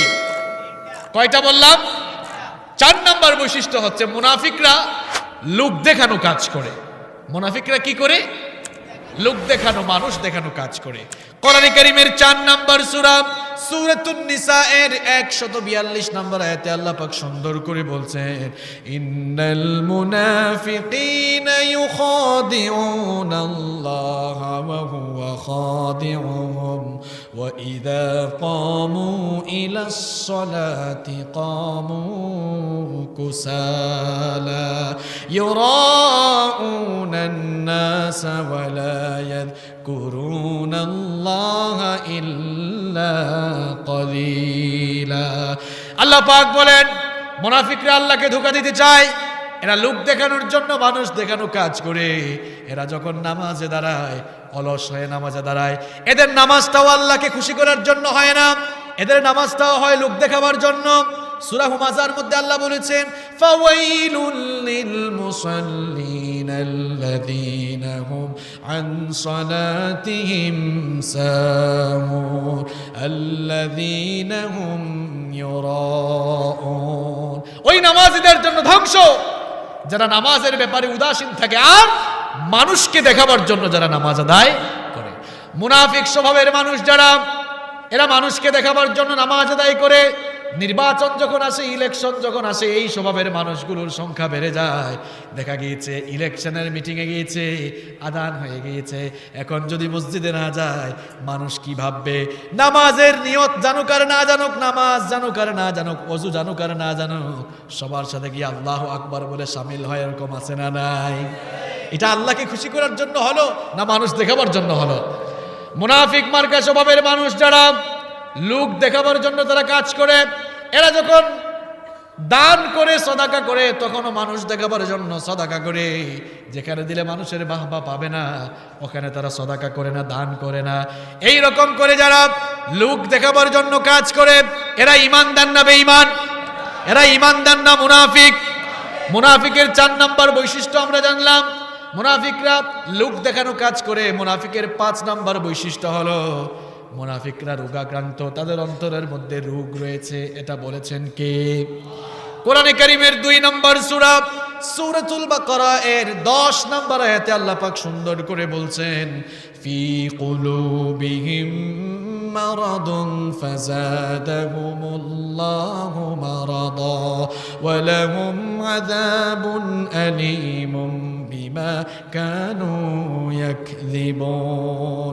আল্লাহ পাক বলেন মুনাফিকদের অন্তরে ব্যাধি রয়েছে, মুনাফিকদের অন্তরে রোগ রয়েছে। এটা এমন রোগ করোনা ভাইরাসের চাইতেও আরো মারাত্মক রোগ। ক্যান্সার হয়ে যদি কেউ দুনিয়া থেকে যায়, ক্যান্সার হয়ে যদি কেউ দুনিয়া থেকে মারা যায়, দুনিয়া থেকে চলে যায়, স্ট্রোক করে কেউ যদি মারা যায়, কিংবা করোনা ভাইরাসে আক্রান্ত হয়ে কেউ যদি মারা যায়, লোকটা জাহান্নামে যাবে এমন কথা কেউ বলতে পারবে না, কি বলেন? কিন্তু আপনার অন্তরে যদি নিফাক নামক ভাইরাস দ্বারা আপনার অন্তর আক্রান্ত হয়ে যায়, নিফাকের ভাইরাস নিয়ে যদি কোনো মানুষ দুনিয়া থেকে চলে যায়, তাদের ব্যাপারে আল্লাহ বলছেন, বাশশিরিল মুনাফিকিনা বিআন্না লাহুম আযাবান আলীমা। মুনাফিকি ভাইরাস নিয়ে দুনিয়া থেকে বিদায় হলে আল্লাহ তাআলা বলছেন, নবী এদেরকে জানিয়ে দেন মুনাফিকদের জন্য আল্লাহ তাআলা জাহান্নামের কঠিন আযাব তৈরি করে রেখেছেন, ব্যবস্থা করে রেখেছেন। নাউযুবিল্লাহি মিন যালিক। প্রিয় ভাইয়েরা, নিফাকের ভাইরাস খুব মারাত্মক ভাইরাস। যে কোনো রোগ ব্যাধিতে আক্রান্ত হয়ে কোনো মানুষ মারা গেলে এই লোকটা জাহান্নামে যাবে এমন কথা তো কেউ বলতে পারবে না। কিন্তু মুনাফিকি ভাইরাস নিয়ে মরলে জাহান্নামে যেতে হবে বলেছেন কে? মুনাফিকের 6 নম্বর বৈশিষ্ট্য হলো মুনাফিকগুলো গন্ডগোল সৃষ্টিকারী হয়। এরা সুযোগ পাইলেই সমাজে ঝামেলা লাগায় দেয়, বিশৃঙ্খলা লাগায় দেয়, গন্ডগোল লাগায় দেয়। সমাজটাকে কখনো ভালো রাখতে চায় না, পরিবেশ সুন্দর রাখতে চায় না। কোরআনে কারীমের 2 নম্বর সূরা সূরাতুল বাকারা এর 11 এবং 12 নম্বর আয়াতে আল্লাহ পাক সুন্দর করে বলছেন, ওয়া ইযা কিলা লাহুম লা তুফসিদু ফিল আরদি ক্বালু ইন্নামা নাহনু মুসলিহুন। আল্লাহ পাক বলেন, যখন তাদেরকে বলা হয় গন্ডগোল করো না, ঝামেলা করো না, আল্লাহর এই দুনিয়ায় তোমরা ফাসাদ সৃষ্টি করো না, বিশৃঙ্খলা সৃষ্টি করো না, তখন এই লোকগুলো কায়দা করে জবাব দেয়, ইন্নামা নাহনু মুসলিহুন, আমরা আসলে পরিবেশটাকে অশান্ত করছি না, বরং আমরা সংস্কারমূলক কাজ করছি। আমরা সংস্কারপন্থী মানুষ, আমরা সংস্কার করে দিচ্ছি, সমাজটাকে সুন্দর করে দিচ্ছি। আল্লাহ পাক বলেন, আলা ইন্নাহুম হুমুল মুফসিদুনা ওয়ালাকিন লা ইয়াশউরুন। প্রকৃতপক্ষে তোমরাই সবচেয়ে ফাসাদ সৃষ্টিকারী। এই ধরনের ফাসাদ সৃষ্টিকারী মুনাফিক মার্কা স্বভাবের মানুষগুলো যখন সমাজের নেতৃত্ব দেয় কিংবা কোনো রাষ্ট্রের নেতৃত্ব দেয়, এই রকম মুনাফিক মার্কা স্বভাবের মানুষগুলো নেতৃত্ব পেয়ে গেলে এরা তখন জালেমের ভূমিকায় অবতীর্ণ হয়ে যায়। আর আল্লাহ পাক বলেন, কোন জালেম যখন নেতৃত্বে চলে যায়, কোন জালেম যখন কোন জনপদের নেতৃত্বে চলে যায়, এরা যদি ক্ষমতা পায়, ক্ষমতা পেলেই তারা 7 দফা মৌলিক কর্মসূচি বাস্তবায়ন করে। জোরে বলেন কয় দফা? আয়াতগুলো শুনলে মনে হবে যেন আল্লাহ পাক মাত্রই আয়াতগুলো নাজিল করেছেন। ভালো করে শুনেন, আল্লাহ তাআলা বলছেন মুনাফিক মার্কা মানুষগুলো নেতৃত্ব বলে ক্ষমতা পেলে এরা জালেমের ভূমিকায় অবতীর্ণ হয়ে যায়। আর জালেমগুলো যখন ক্ষমতা পায়, এরা মৌলিকভাবে 7 দফা কর্মসূচি বাস্তবায়ন করে। জোরে কোন কয় দফা? কোরআনে কারীমের 27 নম্বর সূরা সূরাতুন নামালের 34 নম্বর আয়াতে আল্লাহ পাক জালেমরা ক্ষমতায় গেলে কি কি কর্মসূচি পালন করে, এই আয়াতে আল্লাহ তাআলা তাদের 2টি কর্মসূচির কথা তুলে ধরেছেন। ইন্নাল মুলুকা ইযা দাখালু ক্বরয়াতান আফসাদুহা ওয়া জাআলু আ'ইজ্জাতা আহলিহা আদিল্লা ওয়া কাযালিকা ইয়াফআলুন। আল্লাহ পাক বলেন, জালেমরা যদি ক্ষমতা পায়, ক্ষমতা পেলে তারা যে সকল কর্মসূচি বাস্তবায়ন করে, তার মধ্যে 1 নম্বর হলো গোটা রাষ্ট্রে তারা সন্ত্রাস আর ত্রাসের রাজত্ব কায়েম করে। 1 নম্বর সন্ত্রাস আর ত্রাসের রাজত্ব কায়েম করে। 2 নম্বর হচ্ছে ওয়াজালু আইজ্জাতা আহলিয়া আদিল্লাহ, ওই রাষ্ট্রের, ওই দেশের, ওই জনপদের সম্মানিত মানুষগুলোকে অপমানিত করার ব্যবস্থা করে। আহারে, অপমান করতে করতে দেখা যায় যেই মানুষগুলো সারা জীবন কোরআনের কথা বলেছেন, যাদের মুখ থেকে সারা জীবন আল্লাহর কোরআনের বাণী বের হয়েছে, এদেরকে অপমান করতে করতে ধর্ষণকারী আর লুণ্ঠনকারী বানাতে পর্যন্ত তারা একটু দ্বিধাবোধ করে না। যারা সারা জীবন কোরআনের খেদমত করেছেন, কোরআনের খেদমত করেছেন নিজেদের স্বার্থ সিদ্ধির জন্য, তাদেরকে ধর্ষণকারী, লুণ্ঠনকারী পর্যন্ত বানিয়ে দেয়। ঠিক কিনা? জালেমরা ক্ষমতায় থাকলে আরো কি কি কর্মসূচি পালন করে শুনেন। কোরআনে কারীমের 2 নম্বর সূরা সূরাতুল বাকারা এর 205 নম্বর আয়াতে আল্লাহ পাক সুন্দর করে বলছেন, ওয়া ইযা তাওয়াল্লা সাআ ফিল আরদি লিয়ুফসিদা ফিহা ওয়া ইউহলিকাল হারসা ওয়ান নাসলা ওয়াল্লাহু লা ইউহিব্বুল ফাসাদ। আল্লাহ পাক বলেন, এরা ক্ষমতা পেলে 3 নম্বর যে কর্মসূচি পালন করে, ওয়া ইউহলিকাল হারস, তারা সেই দেশের শস্য ক্ষেত, সেই দেশের রাষ্ট্রীয় সকল ধন সম্পদগুলোকে নষ্ট করে ফেলে। এরা সুযোগ পেলে, ক্ষমতা পেলে রাষ্ট্রের ধন সম্পদ এমন ভাবে লুট করে, ব্যাংকের টাকা লুটপাট হয়ে যায়, খবর থাকে না। জনগণের টাকা পয়সা কোন দিকে যায় খবর থাকে না, রাষ্ট্রের টাকা গায়েব হয়ে যাবে। হলমার্কের টাকা গায়েব হয়ে যাবে, কোনো খবর থাকবে না। ওয়ায়ুহলিকাল হারসা ওয়ান নাস। এরপরে 4 নাম্বার কর্মসূচির কথা আল্লাহ বলছেন। 4 নাম্বার কর্মসূচি হলো এরা মানুষ আর প্রাণীদেরকে নির্বিচারে হত্যা করবে, বিচার বহির্ভূত হত্যাকাণ্ড বাড়িয়ে দিবে। তাদের বিরুদ্ধে গেলেই তারা তাদেরকে খুন করতে, দুনিয়া থেকে বিদায় করতে দ্বিধাবোধ করবে না। টোটাল বললাম 4টা, জোরে কোন কয়টা? এরপরে এবার আসেন কোরআনে কারীমের 9 নাম্বার সূরা, সূরাতুত তাওবা এর 67 নাম্বার আয়াতে আল্লাহ তাআলা তাদের আরো 3টি কর্মসূচির কথা এভাবে বললেন, আল মুনাফিকুনা ওয়াল মুনাফিকাতু বা'দুহুম মিন বা'দ ইয়া'মুরুনা বিল মুনকারি ওয়া ইয়ানহাউনা আনিল মা'রুফি ওয়া ইয়াকবিদুনা আইদিয়াহুম নাসুল্লাহা ফানাসিয়াহুম ইন্নাল মুনাফিকিনা হুমুল ফাসিকুন। আল্লাহ পাক বলেন মুনাফিক পুরুষ আর মুনাফিক নারী একজন আরেকজনের বন্ধু হিসাবে কাজ করে। মুনাফিক মার্কা স্বভাবের মানুষগুলো ক্ষমতায় গেলে জালেম হয়ে যায়, আর জালেমরা ক্ষমতা পেলে কি করে শোনো, আল্লাহ পাক বলেন ইয়ামুরুনা বিল মুনকার, তারা আইন পাশ করে সকল অন্যায় কাজগুলোর পারমিশন দিয়ে দেয়। আইন পাশ করে মদ, গাঁজা, ইয়াবা, বাবা, হেরোইন আইন পাশ করে করে সিনেমা হল চালু করে দিবে, ক্যাসিনো চালু করে দিবে। ওয়ায়ানহাউনা আনিল মারুফ, এরপরে আল্লাহ বলছেন আইন পাশ করে করে সকল ভালো কাজগুলো বন্ধ করে দিবে। কোরআনের মাহফিল সেখানেও বাধা দিবে। একদিকে নিজেকে ইমানদার হিসাবে পরিচয় দেয়, অন্যদিকে কোরআনের মাহফিল বন্ধ করে। এটার নাম কি ইমানদারি না মুনাফিকি? ইমানদারি না মুনাফিকি? আল্লাহ পাক বলেন এরা সুযোগ পাইলেই ক্ষমতা দেখায়া, ক্ষমতা খাটিয়ে সুযোগ পাইলেই ভালো ভালো কাজগুলোতে তারা প্রতিবন্ধকতা সৃষ্টি করে। ওয়ায়াকবিদুনা আইদিয়াহুম, তাদের হাতগুলোকে তারা সংকুচিত করে ফেলে, অর্থাৎ জনকল্যাণমূলক সকল কাজ থেকে তারা তাদের হাতকে গুটিয়ে ফেলে।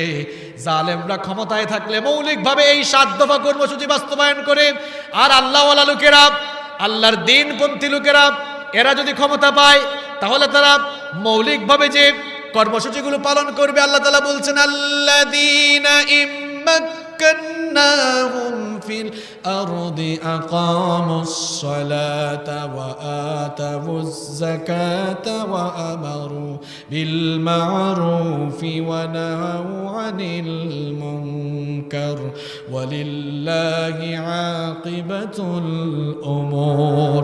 আল্লাহ পাক বলেন আমি যদি কোনো জনপদে, কোনো রাষ্ট্রে ইমানদার আল্লাহওয়ালা দ্বীনপন্থী মানুষদের হাতে ক্ষমতা সুপর্দ করে দেই, ক্ষমতা পাওয়ার পরে তারা মৌলিকভাবে 4 দফা কর্মসূচি বাস্তবায়ন করবে। জোরে কোন কয় দফা? নাম্বার 1 নাম্বার হচ্ছে আকামুস সালাহ, ক্ষমতা পাওয়ার পরে আইন পাশ করে, বিল পাশ করে সর্বত্র তারা নামাজ কায়েম করে দেবে। 2 নাম্বার হলো ওয়া আতাউয যাকাহ, সুদ ভিত্তিক অর্থ ব্যবস্থার পরিবর্তে যাকাত ভিত্তিক অর্থ ব্যবস্থা কায়েম করবে। 3 নাম্বার হচ্ছে ওয়ায়ামুরুনা বিল মারুফ, আইন পাশ করে সকল ভালো ভালো কাজগুলো তারা জারি রাখবে। ওয়ায়ানহাউনা আনিল মুনকার, আর 4 নাম্বার হলো আইন পাশ করে করে সকল অন্যায় কাজগুলোকে বন্ধ করবে। অপেকুয়ার মুসলমানরা দেখেন তো, কোরআনের আয়নায় জালেমদের কর্মসূচি আর আলেমদের কর্মসূচি আমরা কোরআন থেকে, কোরআনের আয়নায় জানলাম। এবার যদি আমি আপনাদেরকে প্রশ্ন করি, গোটা দুনিয়ায় যারা নেতৃত্ব দিচ্ছে, আজকে গোটা দুনিয়ায় যে কর্মসূচিগুলো বাস্তবায়ন হচ্ছে, এগুলো আলেমদের কর্মসূচি না জালেমদের কর্মসূচি? যদি আলেমদের হাতে থাকতো, আলেমরা আল্লাহর দ্বীনের পক্ষেই কর্মসূচি দিত, ঠিক কিনা? কিন্তু আলেমরা তো এক না, এখানেও আরেক মুশকিল। এক হুজুরের সাথে আরেক হুজুরের ঠেলাঠেলি আছে না নাই? আমাদের কিতাব এক, নবী এক, বাইতুল্লাহ এক, এরপরে এত ঠেলাঠেলি, এগুলো হওয়ার কথা ছিল? আমাদের প্রভু এক, এক নবীর উম্মত, জীবন বিধান এক, ওই শিবানী কুরআন। তবে কেন এক নও হে মুসলমান, এক হও করি আহ্বান। আল্লাহ আমাদেরকে কবুল করুন, বলেন আমিন। এত ঠেলাঠেলি, এত গুতাগুতি আলেমদের মধ্যে, আমরা অনৈক্যের বেড়াজালে আবদ্ধ আছি বলেই নাস্তিক, মুরতাদ আর ইসলাম বিরোধী শক্তি ইসলাম নিয়ে আজে বাজে কথা বলার সাহস পায়। আল্লাহর কসম করে বলছি, যদি উলামায়ে কেরাম, এদেশের পীর মাশায়েখ সবাই ঐক্যবদ্ধ প্ল্যাটফর্মে চলে আসেন, তাহলে এই দেশে কোনো নাস্তিক, মুরতাদ, ইসলাম বিরোধী শক্তি ইসলামের বিরুদ্ধে কথা বলার সাহসও দেখাবে না। আল্লাহ তাআলা আমাদেরকে এক আর নেক বানিয়ে দাও। আরো আসতে বলেন আমিন। মুনাফিকের কয়টা বৈশিষ্ট্য জানলাম? 6টা। কয়টা? মুনাফিকের 7 নম্বর বৈশিষ্ট্য হলো মুনাফিকগুলো মিথ্যাবাদী স্বভাবের হয়। মুনাফিকরা কথায় কথায় কি বলে? কোরআনে কারীমের 63 নম্বর সূরা সূরাতুল মুনাফিকুনের প্রথম আয়াতে আল্লাহ তাআলা বলছেন, ইযা জাআকাল মুনাফিকুনা ক্বালু নাশহাদু ইন্নাকা লারাসূলুল্লাহ ওয়াল্লাহু ইয়ালামু ইন্নাকা লারাসূলুহু ওয়াল্লাহু ইয়াশহাদু ইন্নাল মুনাফিকিনা লাকাযিবুন। আল্লাহ পাক সূরাতুল মুনাফিকুনের প্রথম আয়াতে বললেন, ওগো আমার নবী, যখন মুনাফিকগুলো আপনার কাছে আসে, মুনাফিকি স্বভাব তো তাদের, এই জন্য তারা আপনার সামনে এসে বলে, তারা সাক্ষ্য দেয়, আমরা সাক্ষ্য দিচ্ছি আপনি আল্লাহর রাসূল। ওগো আমার রাসূল, আপনি তাদেরকে জানিয়ে দেন আল্লাহই সাক্ষ্য দিচ্ছেন আপনি আল্লাহর রাসূল, আর আল্লাহ ভালো করেই জানেন তাদের অন্তরে নিফাক রয়েছে। আল্লাহ ভালো করেই জানেন তাদের অন্তরে নিফাক রয়েছেন, আর আল্লাহ সাক্ষ্য দিচ্ছেন, ওয়াল্লাহু ইয়াশহাদু ইন্নাল মুনাফিকিনা লাকাযিবুন। আল্লাহ তাআলা বলছেন, আল্লাহ সাক্ষ্য দিচ্ছেন যে মুনাফিকগুলো মিথ্যাবাদী, ইমানের দাবিতে এরা সত্যবাদী নয়। বুখারী এবং মুসলিম শরীফে একটি হাদিস এসেছে, রাসূল কারীম সাল্লাল্লাহু আলাইহি ওয়াসাল্লাম বলছেন, আয়াতুল মুনাফিকি সালাসুন। মুনাফিকের সাধারণত 3টি বৈশিষ্ট্য থাকে, অন্য হাদিসে আবার 4টি বলা হয়েছে, এর সাথে আরো একটা অ্যাড করা হয়েছে। 1 নম্বর বলা হয়েছে, ইদা হাদ্দাসা কাযাবা। মুনাফিক যখন কথা বলে মিথ্যা বলে। মুসলমানদের মধ্যে কিছু মানুষ এরকম আছে না নাই, কথায় কথায় মিথ্যা বলে। ফোন এসেছে, বলে ভাই আপনি কোথায়? আসে পেকুয়ায়। কয় ভাই আমি তো একটু কক্সবাজারে চলে আসছি কাজে। এরকম আছে না নাই? এই যে মিথ্যা আপনি বললেন, মিথ্যা বলা এটা মুমিনের স্বভাব না মুনাফিকের স্বভাব? কথা কন না কেন? যারা কথা কয় না এরা মনে হয় মাঝে মাঝে মিথ্যা বলে, তাই না? মিথ্যা বলা এটা মুমিনের স্বভাব না মুনাফিকের স্বভাব? মিথ্যা বলা যাবে? আজকে থেকে মিথ্যা বলবেন কে কে? আরো হাত তুলেন তো। মাশাআল্লাহ, কনসেন্ট্রেশন আছে দেখতেছি। ইদা হাদ্দাসা কাযাবা, যখন সে কথা বলবে মিথ্যা বলবে, মিথ্যা সাক্ষ্য দিবে সুযোগ পাইলে, আছে না নাই? আর মিথ্যা সাক্ষ্য দিতে দিতে আজকে আমরা এত নিচে নেমে গিয়েছি, বিশ্ব বরেণ্য মুফাসসিরের বিরুদ্ধে আমরা মিথ্যা সাক্ষ্য দিতে দ্বিধাবোধ করি না। কপাল পোড়া জাতি, চিনল না। আল্লাহর একটি আদালত আছে না নাই? আল্লাহর বিচার আছে না নাই? সেই আদালতে ঠেলা বুঝবা, মজা বুঝবা। সেখানে কোনো উকিল পাবা না, কোনো লয়ার পাবা না, কোনো ম্যাজিস্ট্রেট পাবা না। সেখানে কারো কথা চলবে না, কারো জোর কাঠানো চলবে না, শুধু একজনের বিচার চলবে। তিনি কে? আলাইসাল্লাহু বিআহকামিল হাকিমিন। তিনি কি বিচারকদের মধ্যে শ্রেষ্ঠ বিচারক নন? তিনি হচ্ছেন সর্বশ্রেষ্ঠ বিচারক। মুনাফিকের যে কয়েকটি বৈশিষ্ট্য বলা হচ্ছে, নাম্বার 1, ইদা হাদ্দাসা কাযাবা, যখন কথা বলবে কথায় কথায় মিথ্যা বলবে। ওয়া ইদা ওয়াআদা আখলাফা, যখন ওয়াদা করবে ওয়াদা কি করবে? ভঙ্গ করবে। ওয়া ইদা তুমিনা খানা, আমানত রাখা হলে আমানতের খেয়ানত করবে। অন্য আরেকটি হাদিস, এটিও বুখারী এবং মুসলিম শরীফে বর্ণিত হয়েছে। এখানে 4টি বৈশিষ্ট্য বলা হয়েছে। যেই 3টি বৈশিষ্ট্যের কথা বললাম, এই 3টির সাথে আরো একটি যোগ করা হয়েছে, ওয়া ইদা খাসামা ফাজারা, যখন কারোর সাথে তর্কে লিপ্ত হবে তখন কি করবে? গালিগালাজ করবে। মিথ্যা হচ্ছে সকল গুনাহ এবং পাপের জননী, সকল গুনাহের মা। মিথ্যা হচ্ছে সকল পাপের জননী। এই জন্য রাসূল করিম সাল্লাল্লাহু আলাইহি ওয়াসাল্লাম মিথ্যার ব্যাপারে সাবধান করেছেন। তিনি বলেছেন ইয়্যাকুম ওয়াল কিয, ও উম্মতের লোকেরা সাবধান হও, খবরদার কখনো মিথ্যা বলো না। ফা ইন্নাল কিযবা ইয়াহদি ইলাল ফুজুর, কারণ মিথ্যা মানুষকে পাপাচারের দিকে ধাবিত করে। ওয়া ইন্নাল ফুজুরা ইয়াহদি ইলান নার, আর পাপাচার মানুষকে জাহান্নামের দিকে ধাবিত করে। এজন্য জাহান্নাম থেকে বাঁচতে চাই কি চাই না? তাহলে মিথ্যা বর্জন করার দরকার আছে না নাই? কারণ মিথ্যা বলা এটা মুমিনের স্বভাব না মুনাফিকের স্বভাব? মুনাফিকের ৮ নম্বর বৈশিষ্ট্য হচ্ছে মুনাফিকের ওয়াদা ভঙ্গকারী হয়। মুনাফিকরা কি ভঙ্গকারী হয়? ওয়াদা ভঙ্গকারী হয়। কোরআনে কারীমের ৬৩ নম্বর সূরা সূরাতুল মুনাফিকুনের ২ নম্বর আয়াতে আল্লাহ পাক সুন্দর করে বলছেন ইত্তাখাযু আইমানাহুম জুন্নাতান ফাসাদ্দু আন সাবিলিল্লাহ ইন্নাহুম সাআ মা কানু ইয়ামালুন। আল্লাহ পাক বলেন মুনাফিক স্বভাবের মানুষ যারা, এরা ওয়াদাকে ঢাল হিসাবে ব্যবহার করে ইমানদারদেরকে আল্লাহর দ্বীনের পথ থেকে সরাতে। ওয়াদাকে তারা ঢাল হিসাবে ব্যবহার করে। এরা ওয়াদা করে মুখে মুখে, কিন্তু ওয়াদা পালন করে না। বলবে এইটা করব সেইটা করব, কিন্তু কোনো ওয়াদাই পালন করে না। আমরা ওয়াদার ব্যাপারে মাঝে মাঝে এত বেখবর হয়ে যাই। এক ভাইয়ের সাথে ওয়াদা করলাম ঠিক এই সময়ে আসব, দেখা যায় ওই সময়ে আসে না, এর পরে আসে। তাহলে এটা কি ওয়াদার বরখেলাফ হলো কি হলো না? হলো কি হলো না? টাকা নিয়েছে, বলছে ভাই আগামী সপ্তাহে দিয়ে দেব। আগামী সপ্তাহ, কয় সপ্তাহ যে গেল কোনো খবরও। হঠাৎ করে কয়েক সপ্তাহ পরে ওই লোকটাকে সামনে দেখছে।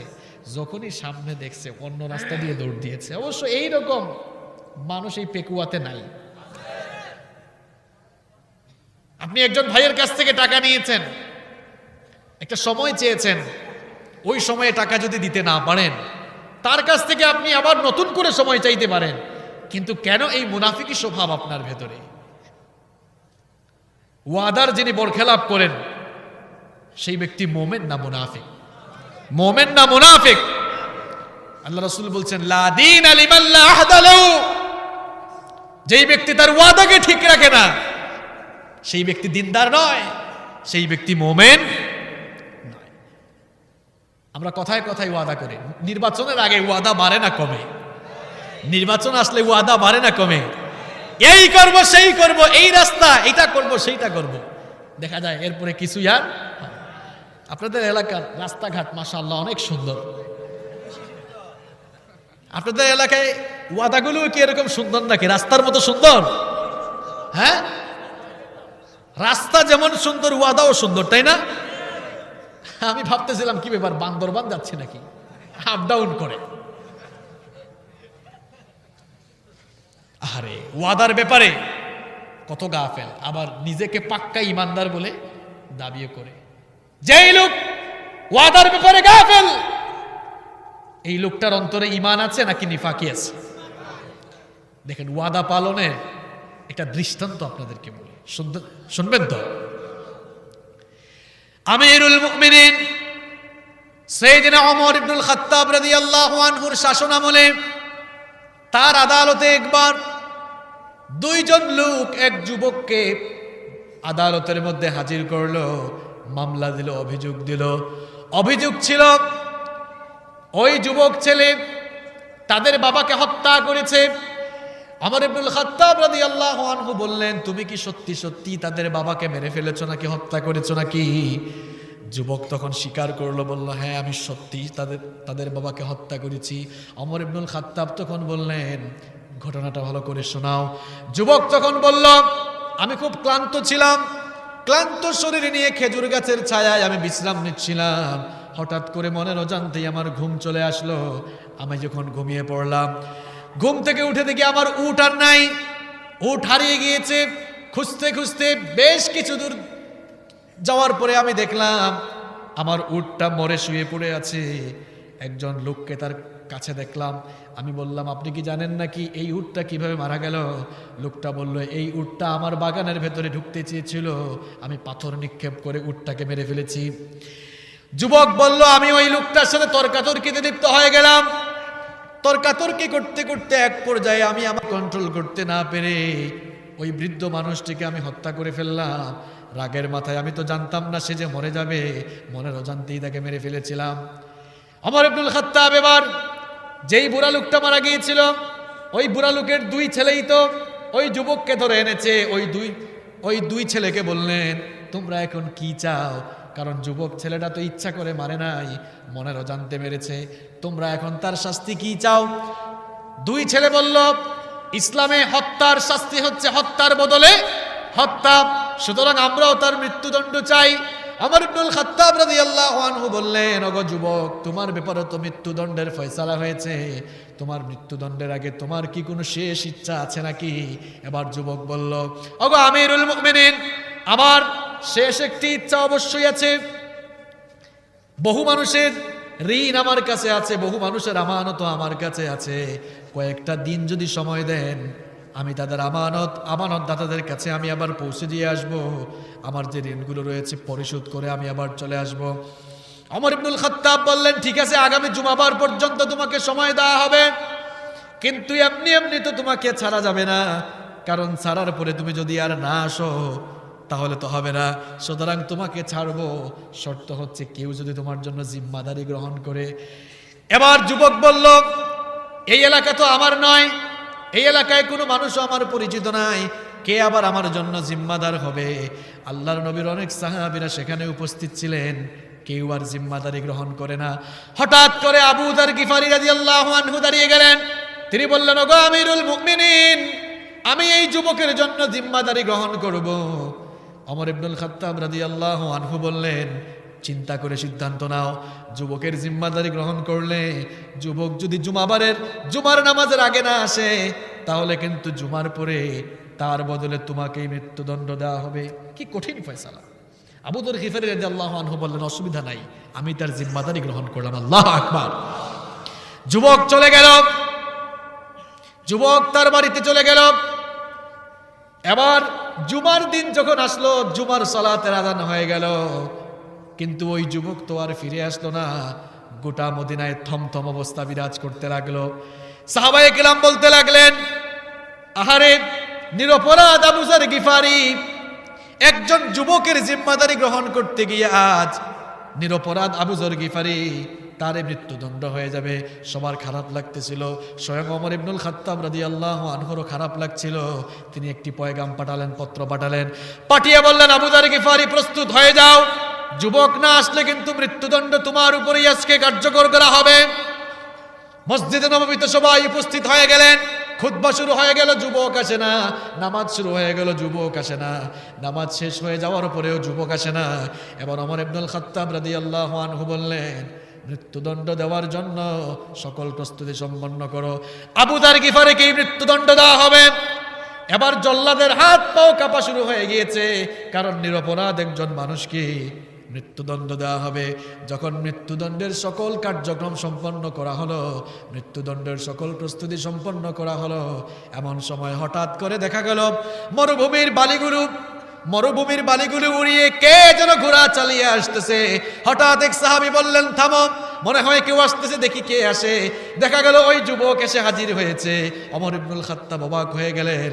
ওমর ইবনুল খাত্তাব রাদিয়াল্লাহু আনহু অবাক হয়ে বললেন, ওগো যুবক, তুমি তো চলে গিয়েছিলে, না আসলে তো তুমি মৃত্যুদণ্ড থেকে বেঁচে যেতা, তুমি এসেছো কেন? এখন তো তোমাকে মৃত্যুদণ্ড দেওয়া হবে।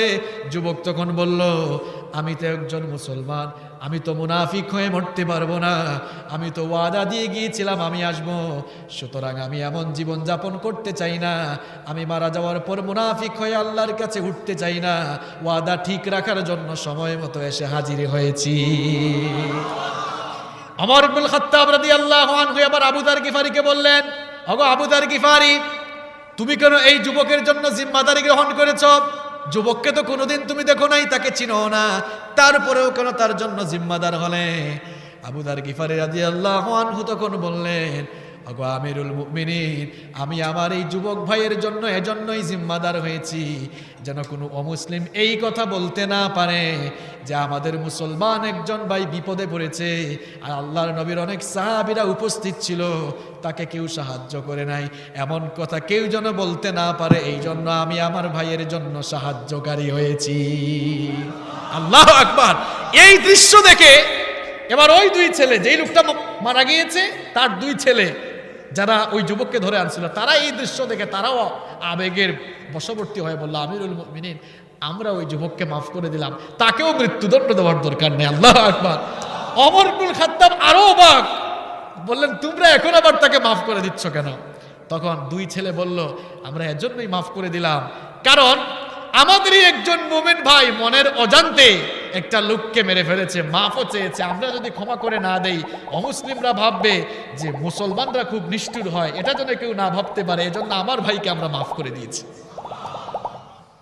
ওয়াদা পালনের দৃষ্টান্ত দেখেন কেমন। আর আমাদের ওয়াদা পালন হয়েছে, বললাম না, টাকা নিছে।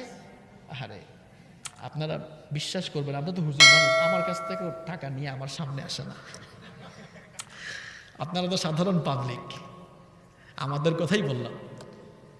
এই যে ওয়াদা করার পর আমরা ওয়াদা পালন করি না, এটা কি ইমানদারি স্বভাব না মুনাফিকি স্বভাব? ক্ষমতায় যাওয়ার আগে ওয়াদা করে কুরআন সুন্নাহ বিরোধী কোনো আইন হবে না, একেবারে মদিনা সনদ দিয়া সব চালাবো, আর যাওয়ার পরে দেখা যায় ওয়াদা ভঙ্গ করে মদিনা সনদের উল্টোটা চলে। কথা কন না কেন? এটা ইমানদারি না মুনাফিকি? ইমানদারি না মুনাফিকি? তাহলে কয়টা বললাম? খাইয়া ফেলছেন না? 8টা বলেছি, মাশাআল্লাহ। মনে রাখতেছেন তো পয়েন্টগুলা? নাম্বার 9, মুনাফিকের 9 নম্বর বৈশিষ্ট্য হচ্ছে মুনাফিকরা আমানতের খেয়ানত করে। আমানতের, আর আমার নবী বলেছেন, লা ঈমানা লিমান লা আমানাতা লাহু, যার মধ্যে আমানতদারিতা নেই তার মধ্যে ঈমানও নেই। আল্লাহর নবীকে প্রশ্ন করা হলো, মাতা সাআ, ওগো আল্লাহর নবী, কখন কিয়ামত অনুষ্ঠিত হবে? বিশ্বনবী বললেন, ইদা দুইয়াতিল আমানাতি ফান্তাজিরিস সাআ, চতুর্দিকে যখন আমানতের খেয়ানত শুরু হয়ে যাবে, মনে করবা কিয়ামত আসতে আর বেশি বাকি নাই। আমানতের খেয়ানত মুনাফিকের আলামত, আমানতের খেয়ানত মুনাফিকের, আবার আমানতের খেয়ানত কিয়ামতেরও। আমানতের খেয়ানত কিয়ামতের আলামত, আমানতের খেয়ানত মুনাফিকেরও। সাহাবারা বললেন, ওয়া কাইফা ইদাআতুহা ইয়া রাসূলুল্লাহ, পড়েন সাল্লাল্লাহু আলাইহি ওয়াসাল্লাম, ওগো আল্লাহর রাসূল, আমানতের আবার খেয়ানত কিভাবে হয়? বিশ্বনবী তখন বললেন, ইদা উসনিদাল আমরু ইলা গায়রি আহলিহি ফান্তাজিরিস সাআ, যখন যোগ্যতার চেয়ারগুলোতে অযোগ্য মানুষগুলোকে বসানো হবে, তখনই আমানতের খেয়ানত শুরু হয়ে যাবে। আরে কি আর বলবো, কথা বললে তো কোনো কিছু বাদ দেওয়া যায় না, আবার সব কিছু বলাও যায় না, কারণ সামনে তো ক্যামেরা আছে, দেখেন না, বিপদেও আছে, সব তো বলাও যাচ্ছে না। যোগ্যতার চেয়ারগুলোতে যখন অযোগ্য মানুষ বসে যাবে, তখনই চতুর্দিকে আমানতের খেয়ানত শুরু হয়ে, মেম্বার হওয়ার যোগ্যতা নাই, মেম্বার হয়ে আছে। চেয়ারম্যান হওয়ার যোগ্যতা নাই, চেয়ারম্যান হয়ে বসে আছে। মসজিদ কমিটির সভাপতি হওয়ার যোগ্যতা নাই, মসজিদ কমিটির সভাপতি হয়ে গিয়েছে। বক্তা হওয়ার যোগ্যতা নাই, বক্তা হয়ে গিয়েছে। এমপি হওয়ার যোগ্যতা নাই, সারা জীবন নেচেছে, কমর দুলিয়ে দুলিয়ে নেচেছে গিয়েছে, এমপি হয়ে গিয়েছে। এটা ভালো লক্ষণ না, এগুলা কিয়ামতের আলামত। কি আপনি রাগ করলেন নাকি? কথাটা আমার, বলেছেন মুহাম্মদ সাল্লাল্লাহু। চতুর্দিকে যখন যোগ্যতার চেয়ারগুলোকে অযোগ্য মানুষ দখল করবে, আল্লাহর নবী বলছেন, ফান্তাজিরিস সাআ, অপেক্ষা করো, কিয়ামত কিন্তু কাছেই। এটা কিয়ামতের, আমানতের খেয়ানত কিয়ামতের, আবার আমানতের খেয়ানত মুনাফিকের।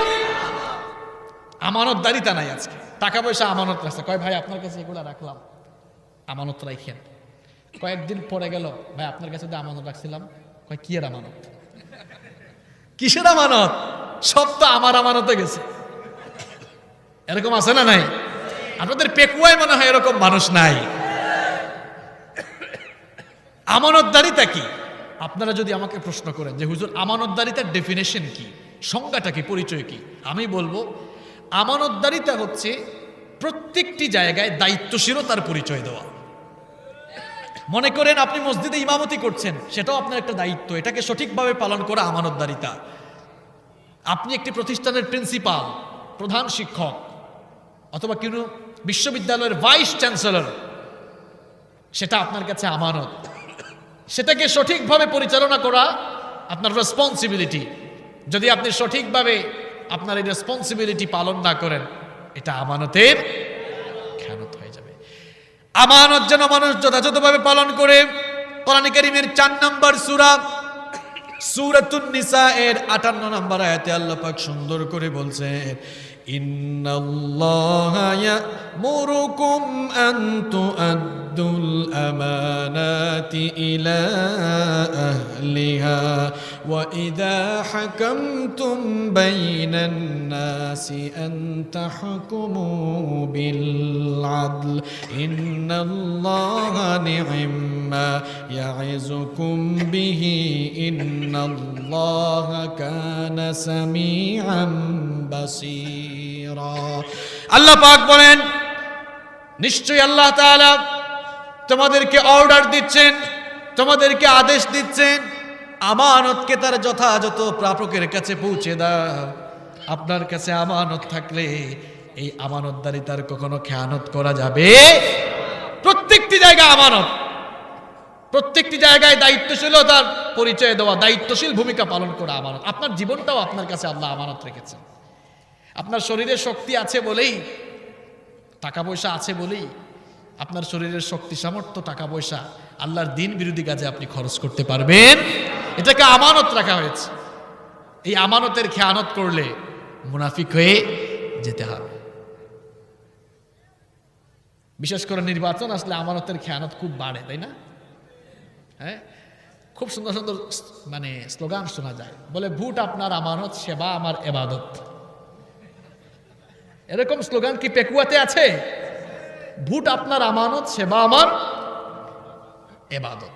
এটা ঠিক আছে, সেবা ইবাদত, কিন্তু ভোটটা তো আপনারা আমানতের মতো করে আমানতদারের কাছে পৌঁছান না। নির্বাচন আসলে মানুষের দাম গরু ছাগলের চাইতেও কমে যায়। একটা ছাগল বাজারে গেলে দেখবেন 5-7 হাজারের কম কি ছাগল কিনা যায়? হ্যাঁ, কিন্তু মানুষের দাম ছাগলের চাইতেও কমে। 50 টাকায়, 100-200 টাকায় মানুষ বিক্রি হয়ে যায়। এরকম আছে না নাই? ছাগলের চাইতেও মানুষের দাম কমে যায়। আহারে, আমরা আমাদের আমানতকে যথাযথ জায়গায় প্রয়োগ করতে পারি না বলেই আমাদের উপরেই দুঃখ দুর্দশার বোঝা নেমে আসে। এজন্য আমরা নিজেরাই দায়ী। আর এখন যে আমানতটা জায়গা মতো দিবে, আমানত দেওয়ার পরিবেশও কিন্তু এখন আর নাই। আর বেশি বলা যাবে না। নাম্বার 10 নম্বর হচ্ছে মুনাফিকের 10 নম্বর বৈশিষ্ট্য হচ্ছে, মুনাফিকরা কোরআন বিরোধী মনোভাবের মানুষ হয়। এরা কোরআনের আইন সহ্য করতে পারে। মুনাফিকদের কাছে কোরআনের আইন বর্বর মনে হয়। কোরআনের কথা তাদের কাছে বিষের মতো লাগে। যতক্ষণ কোরআন শুনে মনে হয় যেন তার কানের ভিতরে দিয়ে বিষ ঢুকে। যতক্ষণ তারা কোরআনের আইনের কথা শুনে তাদের কানে ততক্ষণ যেন মনে হয় বিষ ঢুকে। কোরআনের আইনকে তারা বর্বর আইন মনে করে, তারা সব সময় কোরআন বিরোধী মনোভাব লালন করে।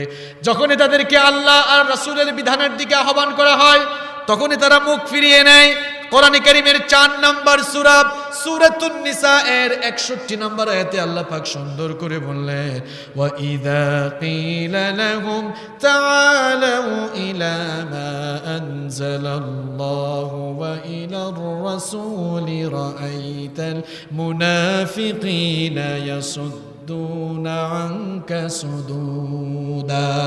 আল্লাহ পাক বলেন, যখনই মুনাফিক মার্কা স্বভাবের মানুষগুলোকে বলা হয় আল্লাহ আর তার রাসূলের বিধানের দিকে আসো, তখনই দেখা যায় এই মানুষগুলো মুখ ফিরিয়ে পাশ কাটিয়ে তারা অতিক্রম করে চলে যায়। আছে না নাই?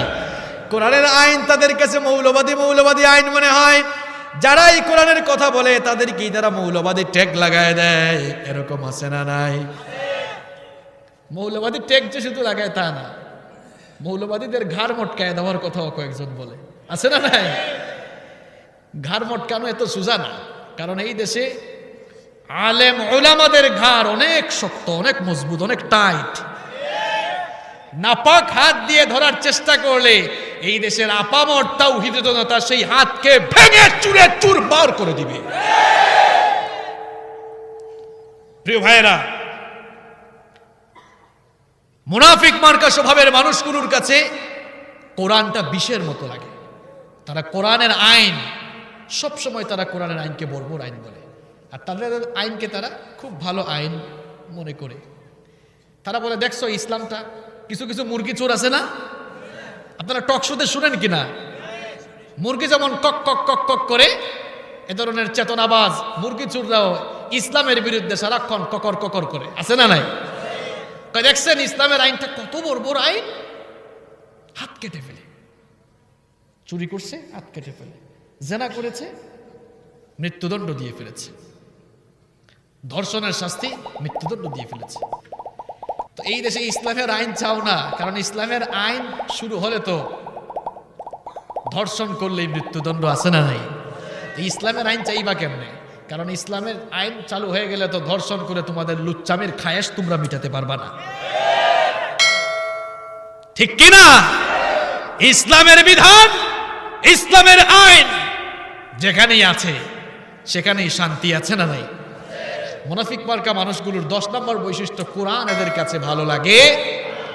নম্বর 11, মুনাফিকদের 11 নম্বর বৈশিষ্ট্য হচ্ছে মুনাফিকরা সবসময় ভয়ে থাকে, না জানি কোন সময় কোন সূরা বা আয়াত তার সাথে মিলে যায়। এই কথাটা আমার না, আল্লাহ। দেখেন কোরআনে কারীমের 9 নম্বর সূরা, সূরাতুত তাওবা এর 64 নম্বর আয়াতে আল্লাহ তাআলা বলছেন, ইয়াহযারুল মুনাফিকুনা আন তুনাজ্জালা আলাইহিম সূরাতুন তুনাব্বিউহুম বিমা ফি কুলুবিহিম। আল্লাহ পাক বলেন, মুনাফিকগুলো সব সময় ভয়ে থাকে, আশঙ্কায় থাকে, না জানি কোন সময় কোন সূরা বা আয়াত নাজিল করে তাদের মুনাফিকি চরিত্র ফাঁস করে দেওয়া হয়। এই ধরনের মুনাফিকি স্বভাবের মানুষ কিন্তু কোরআনের মাহফিলেও আসে। এই ধরনের মুনাফিক মার্কা মানুষগুলো কিন্তু বহু জায়গায়, বহু এলাকার মাহফিলে একেবারে মঞ্চে বসে বসে হুজুরের দিকে তাকায়, না জানি হুজুর কোন সময় আমাকে লক্ষ্য করে কথা বলে ফেলে। আসলে তো হুজুর আপনাকে লক্ষ্য করে কথা বলে না, হুজুর কোরআন থেকে কথা বলে, ওইটা আপনার সাথে মিলে যায় আর কি, ঠিক কি না? এই ভয়টা 1500 বছর আগের মুনাফিকরাও করত। আল্লাহ আয়াত নাযিল করে নবীকে জানালেন, নবী, মুনাফিকরা ভয়ে থাকে যে কোন সময় আমি কোন সূরা নাযিল করে নাকি তাদের চরিত্র ফাঁস করে দিই। এটা মুনাফিকদের ভয়।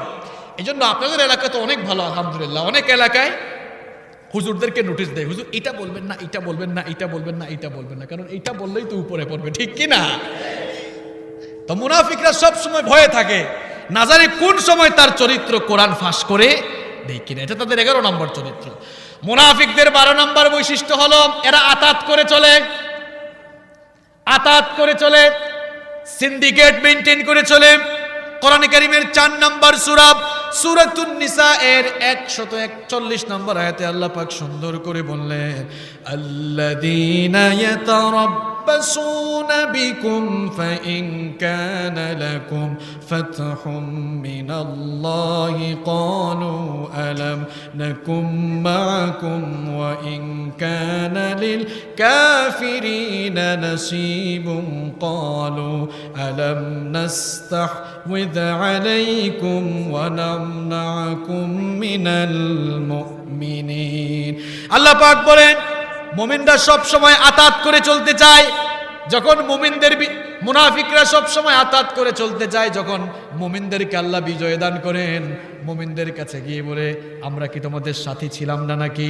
আবার যখন কাফেরদের কিছু বিজয় আসে, কাফেরদের কাছে গিয়ে বলে, আমরা তো আসলে তোমাদের সাথেই ছিলাম, আমাদের অবদানকে তোমরা ভুলতে পারবা নাকি? এরকম আছে না নাই? আতাত করে তারা, মুনাফিকরা সব সময় যুদ্ধ বিগ্রহকে এড়িয়ে চলতে চায়। এরপরে মুনাফিকদের 14 নম্বর বৈশিষ্ট্য হচ্ছে মুনাফিকরা সব সময় তাদেরকে চালাক মনে করে, আর ইমানদার যারা, মোমেনদেরকে তারা সব সময় নির্বুধ মনে করে। মুনাফিকদের 15 নম্বর বৈশিষ্ট্য হচ্ছে মুনাফিকরা মুসলমানদের বিপদ আপদ আসলে মুনাফিকরা খুশি হয়। মুসলমানরা কোনো কষ্ট বা মুসিবতে পড়ে গেলে তারা খুশি হয়, আর মুসলমানদের সুদিনে তারা খুব ব্যথিত হয়। মুনাফিকদের যে 15টি বৈশিষ্ট্য আপনাদের সামনে আমি তুলে ধরলাম, এই নিফাক নামক মারাত্মক ভাইরাস, যেই ভাইরাস করোনা ভাইরাসের চেয়েও মারাত্মক। আমি আবারও বলছি, করোনায় মারা গেলে কেউ জান্নাতে যাবে, এমন কথা কেউ বলতে পারবে না, কিন্তু নিফাক নামক ভাইরাস নিয়ে মরলে আল্লাহ তাআলা বলছেন বাশশিরিল মুনাফিকিনা বিআন্না লাহুম আযাবান আলীমা। মুনাফিকদের ব্যাপারে আল্লাহ তাআলা জাহান্নামের শাস্তির সুসংবাদ দিয়েছেন। এজন্য প্রিয় ভাইয়েরা, নিফাক নামক ভাইরাস যেন আমাদের অন্তরে বাসা বাঁধতে না পারে, সেই জন্য আমরা আমাদের ঈমান দিয়ে নিফাকের ভাইরাসকে মোকাবেলা করব। আমরা কোরআন হাদিস চর্চা করে ইসলামের আলোকে আমাদের জীবনকে পরিচালিত করব। আল্লাহ তাআলা যেন নিফাকের ভাইরাস মুক্ত পবিত্র একটি জীবন পরিচালনা করার তৌফিক আমাদের সবাইকে দান করেন। আমরা সবাই বলি আমিন। হাদা মা ইনদি ওয়াল ইলমু ইনদাল্লাহ। আসসালামু আলাইকুম ওয়া রাহমাতুল্লাহি ওয়া বারাকাতুহু।